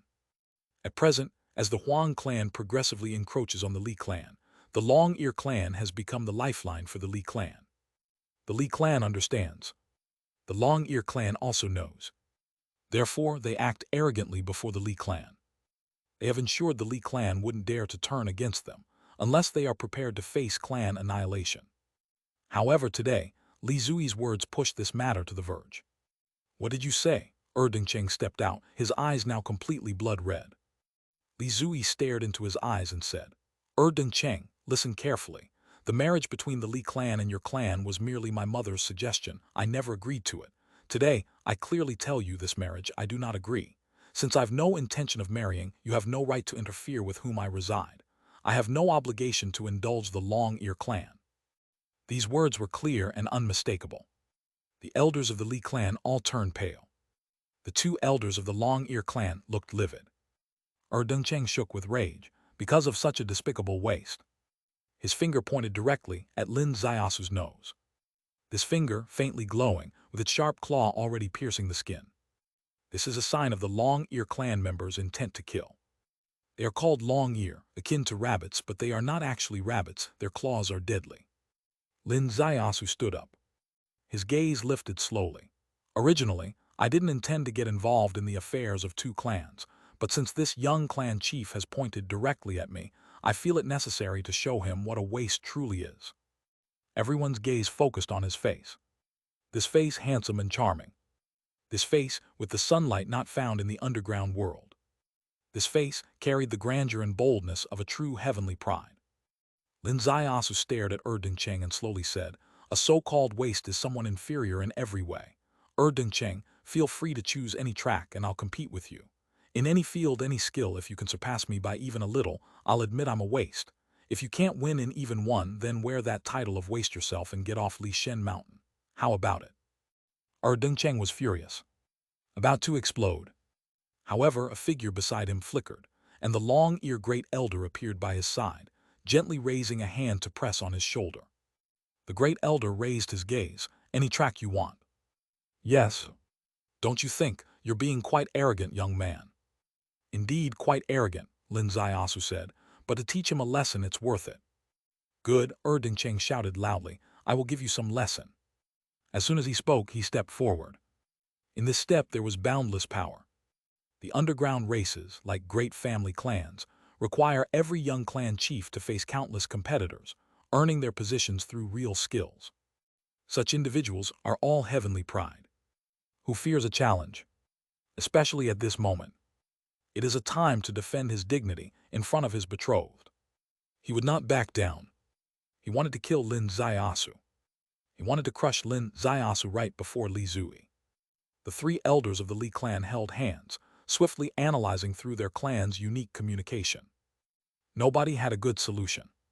Jaior was anxious, nearly pacing in circles, but she was insignificant and could not speak in such a setting. She could only hope that Miss would speak up. Miss, aren't you fond of this young lord? Can you really watch him be thrashed? After all, he is your savior, and a savior being crushed by outsiders would disgrace the Li clan. However, Li Zui, the only one with reason to speak up, remained silent at this moment. In her eyes, there was even a hint of excitement. Because she knew full well that since Lin Zaiasu could cut through the mad spider's appendage with one sword, he was definitely not someone Erdingcheng could easily handle. If the situation really spirals out of control, it would at least take a few exchanges. Intervening then wouldn't be too late. It would be more justified than now. Lin Zaiasu lifted his gaze, fixing it on Erdingcheng. Your choice of track seems to be direct combat. Are you sure you didn't choose wrong? Wait, the great elder's hand abruptly lifted. All eyes turned to him. The great elder said, coming to the upper Li Divine Mountain today, we intended to visit as guests. Wielding blades recklessly is not proper for hosting. Let's handle this in a civilized manner. His words immediately eased the tense atmosphere. No matter how awkward the situation, avoiding direct combat is always best. Lin Zaiasu smiled lightly. Elder, which civilized track do you plan to choose on his behalf? A voice responded from beside the courtyard wall. In terms of worldly civility, poetry and music stand foremost. Why not have the two recite a poem or play a song? As the voice sounded, a graceful figure appeared on the courtyard wall. Who else could it be but Li Feiyang? He has arrived too. Jaior was happy, almost wanting to cheer. The long-ear elder's face darkened. Poetry and music. Who plays those? Not just Erdingcheng. Even if all young members of the long-ear clan were gathered, few would excel in this. Clearly, this Li Feiyang was siding with this pretty boy. But what kind of person was he? He said, in the bridge realm where the bi-clan factions fight, it's like dancing on a steel wire or picking chestnuts from the fire. It relies on decision-making and methods, not poetry and music. Therefore, I propose these two should compete in picking chestnuts from the fire. His hand lifted, pointing towards the magma lake. The Li clan elder's heart skipped a beat. Ordinary people might focus on the upcoming competition, but they noted the deeper intent in the long-ear great elder's words. In the bridge realm, where the bi-clan factions fight, like dancing on a steel wire or picking chestnuts from the fire. What does it mean? A reminder to the Li clan not to play with fire. To know how to make decisions. Return to the path of clan prosperity. They agreed, but who knew this young lady's temper outside the clan? No one could handle her when her temper flared. They better quickly summon the madam. After the clan leader went into seclusion, only the madam's words could reach her. Thinking of this, the second elder disappeared. Lin Zaiasu stared at the great elder, picking chestnuts from the fire, referring to the magma lake. So what is the chestnut to be obtained? The crimson-scaled fish in the lake. As these 5 words were spoken, all the Li clan members' faces changed. Picking chestnuts from the fire, a name both elegant and profound, sounds quite refined. However, it concealed the great elder's sinister intentions. The long-ear clan is the most agile, able to leap like flying above magma, and their 5 senses are extraordinary, allowing them to detect life beneath the magma. Picking chestnuts from the fire is inherently their most skilled track. And what other race has their keen senses? Who has their agility? Others would perish upon falling into the magma lake, let alone capture the crimson-scaled fish they couldn't possibly detect. Chapter 421. Chapter 421. Picking chestnuts from the fire, subsonic secret technique. The other 2 elders of the long-ear clan exchanged glances, inwardly admiring their great elder to the core. While on the surface, the intertribal marriage seemed to benefit the Li clan, as they needed the long-ear clan to help defend against strong enemies and avoid the decline of their clan's fortunes.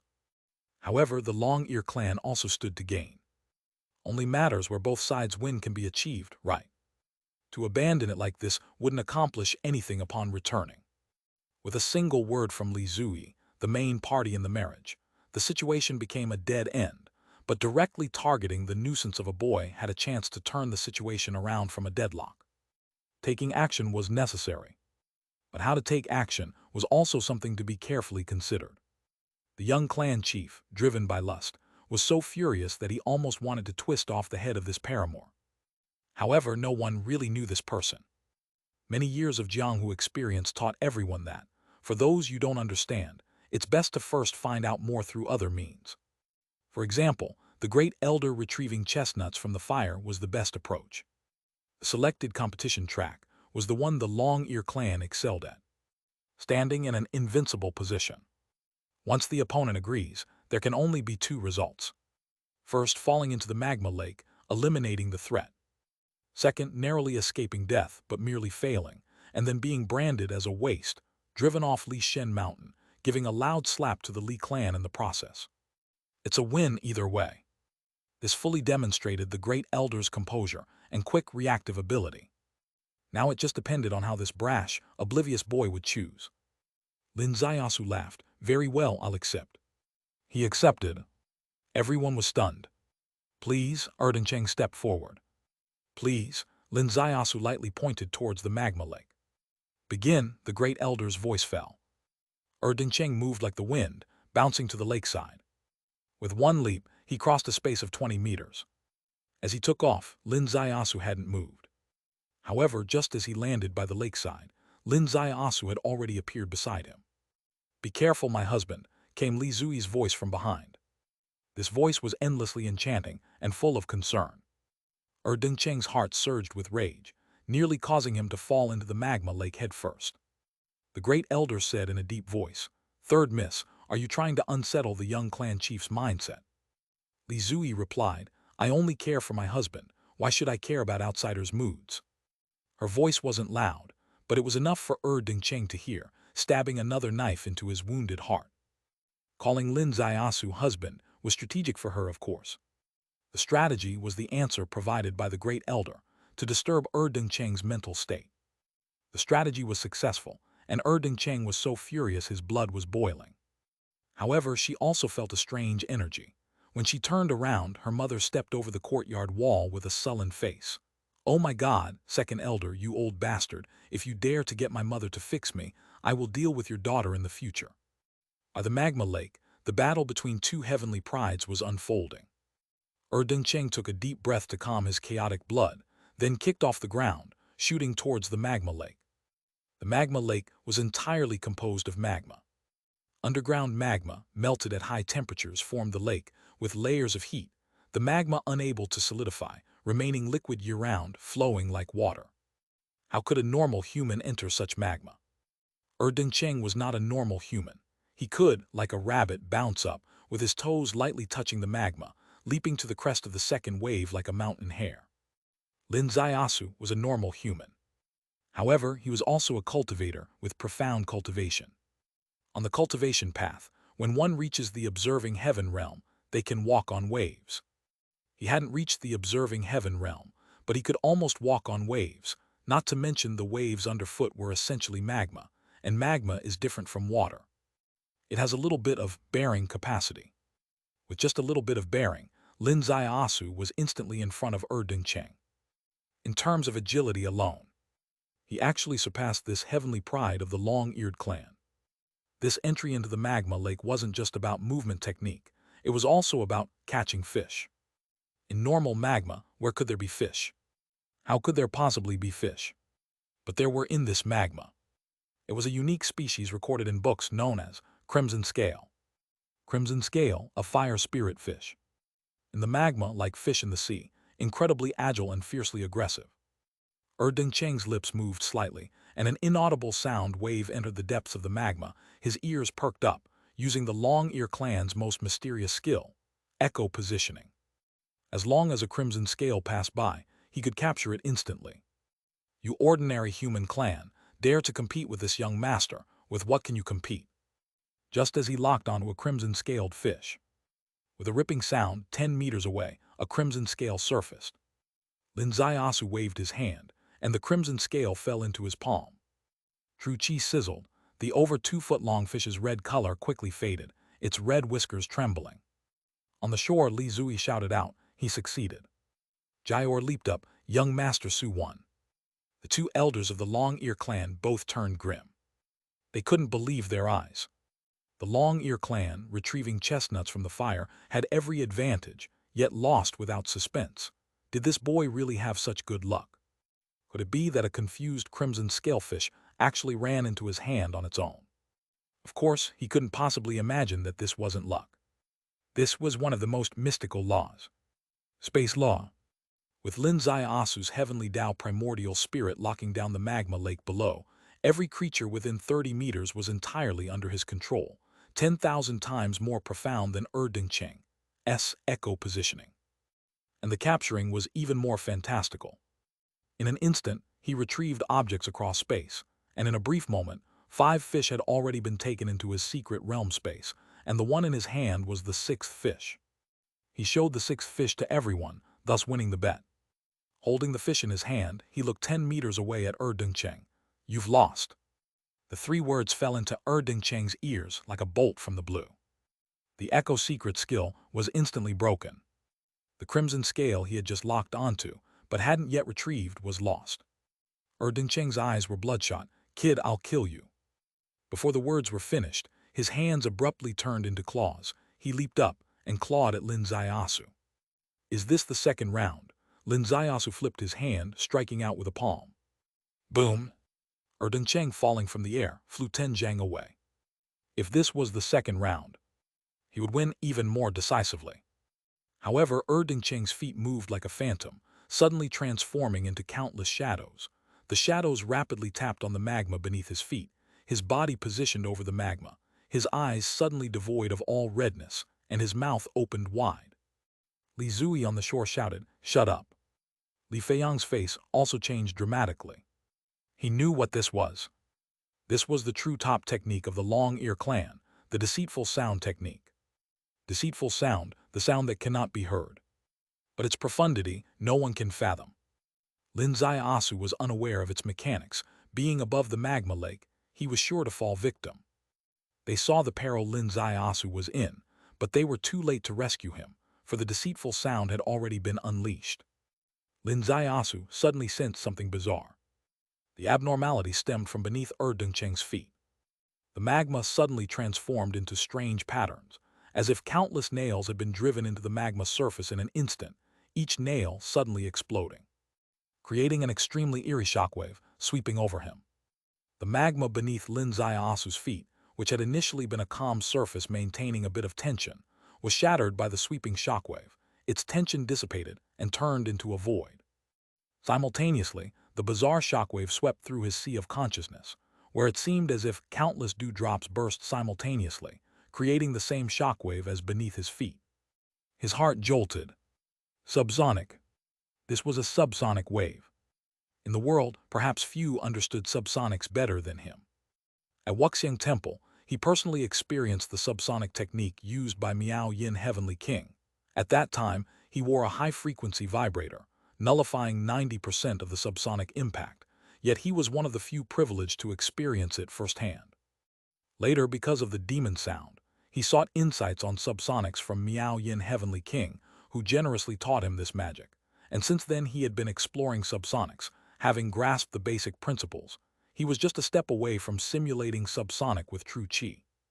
Knowing about subsonics and actually experiencing a subsonic attack, of course, are two different things.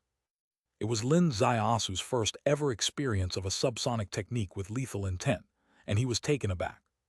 The heavenly Tao primordial spirit suddenly expanded, and his level 21 spiritual power instantly layered upon itself, forming the protection of his sea of consciousness. With a boom, the boundless wave crashed on this layer of protection and subsequently dissipated. Lin Zai Asu stretched out his hand, and the crimson scale fish in his palm suddenly extended. Crimson scale emerged, silent and stealthy. In moments, it reached Ding Cheng's face, suddenly spinning at high speed.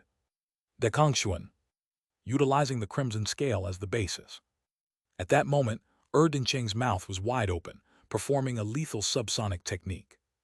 just reckoning the opponent hadn't erased consciousness but could still strike, only to find the crimson scale already ablaze like a red-hot drill, reaching his face. Cheng's claws suddenly stretched out, catching the crimson scale. Being able to grab the high-speed spinning crimson scale, whose head and tail couldn't be distinguished in the Dakongxuan, spoke of his quick reaction. However, while he could catch it, he couldn't stop the rotational force. With a boom, Cheng was directly knocked into the magma lake.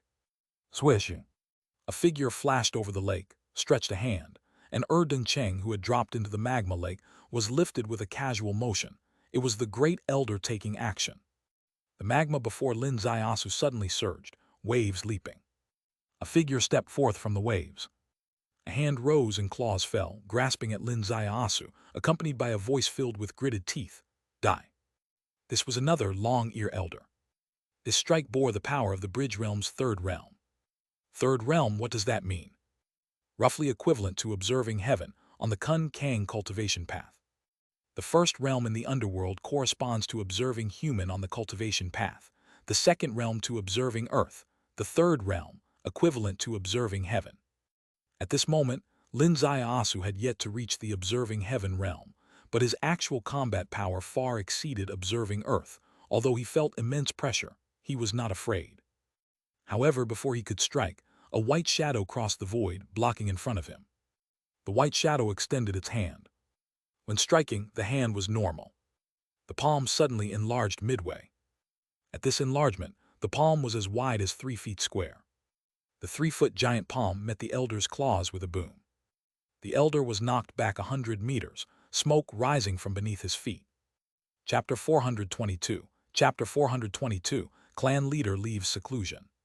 The person in front of Lin Ziasu with golden hair gently fluttering said, "A disciple lost the match, and the elder intervenes.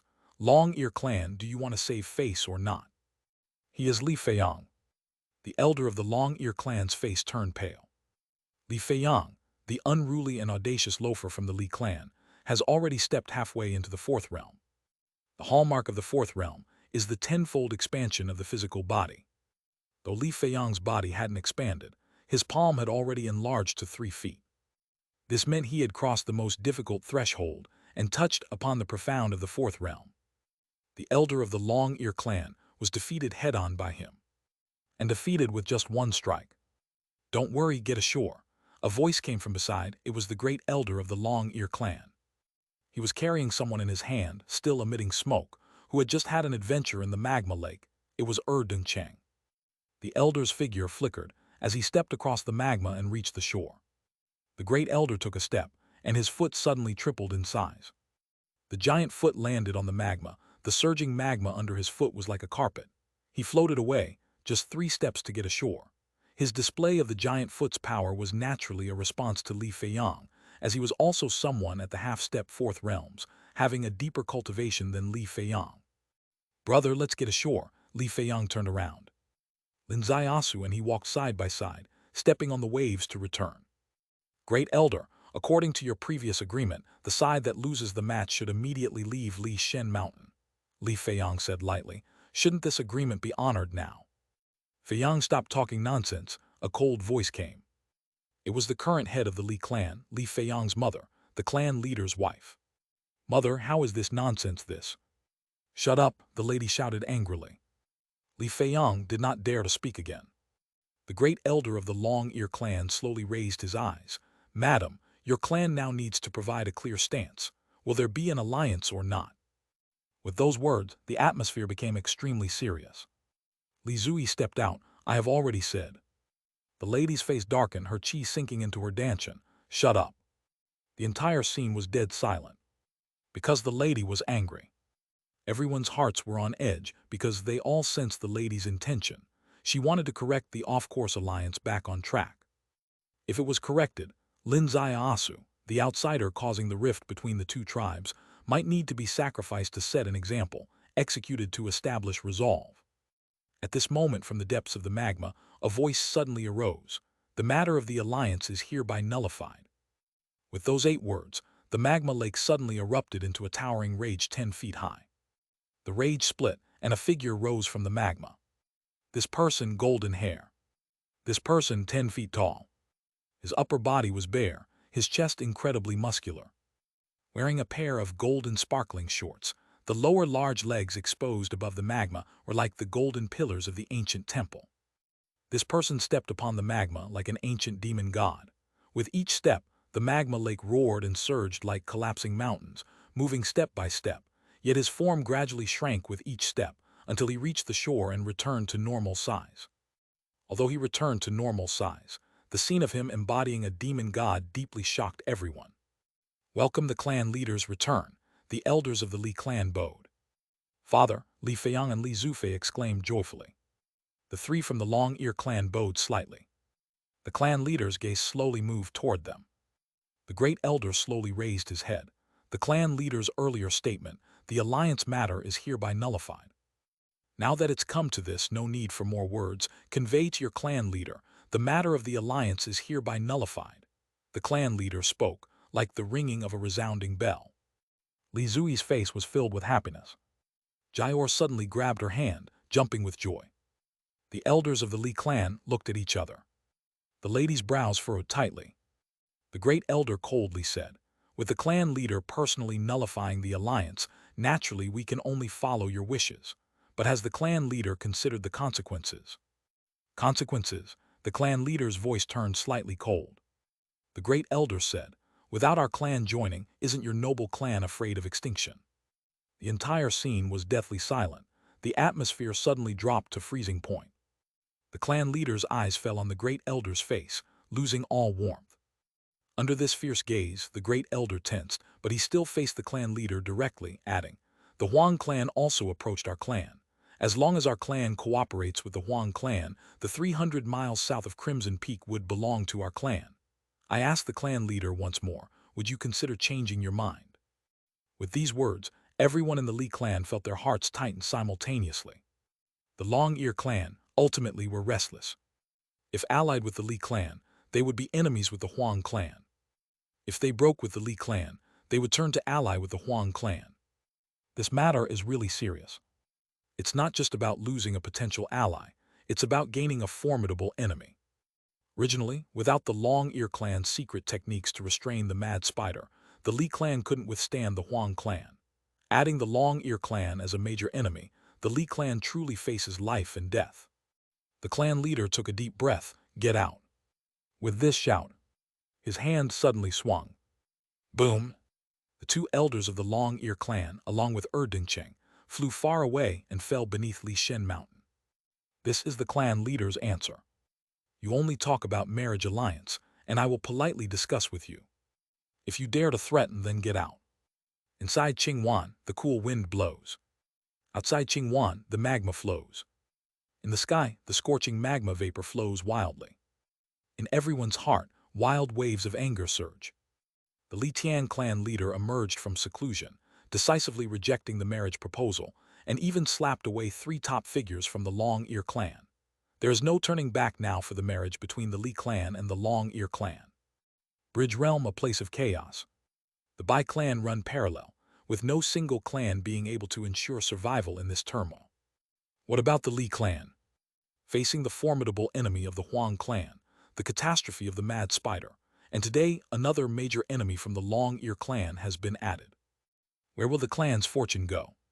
The wise and prudent elder of the Li clan, and the lady who has spared no efforts for the clan's fortune, dare not utter a word in front of the furious clan leader, but who cannot see the turmoil in their hearts.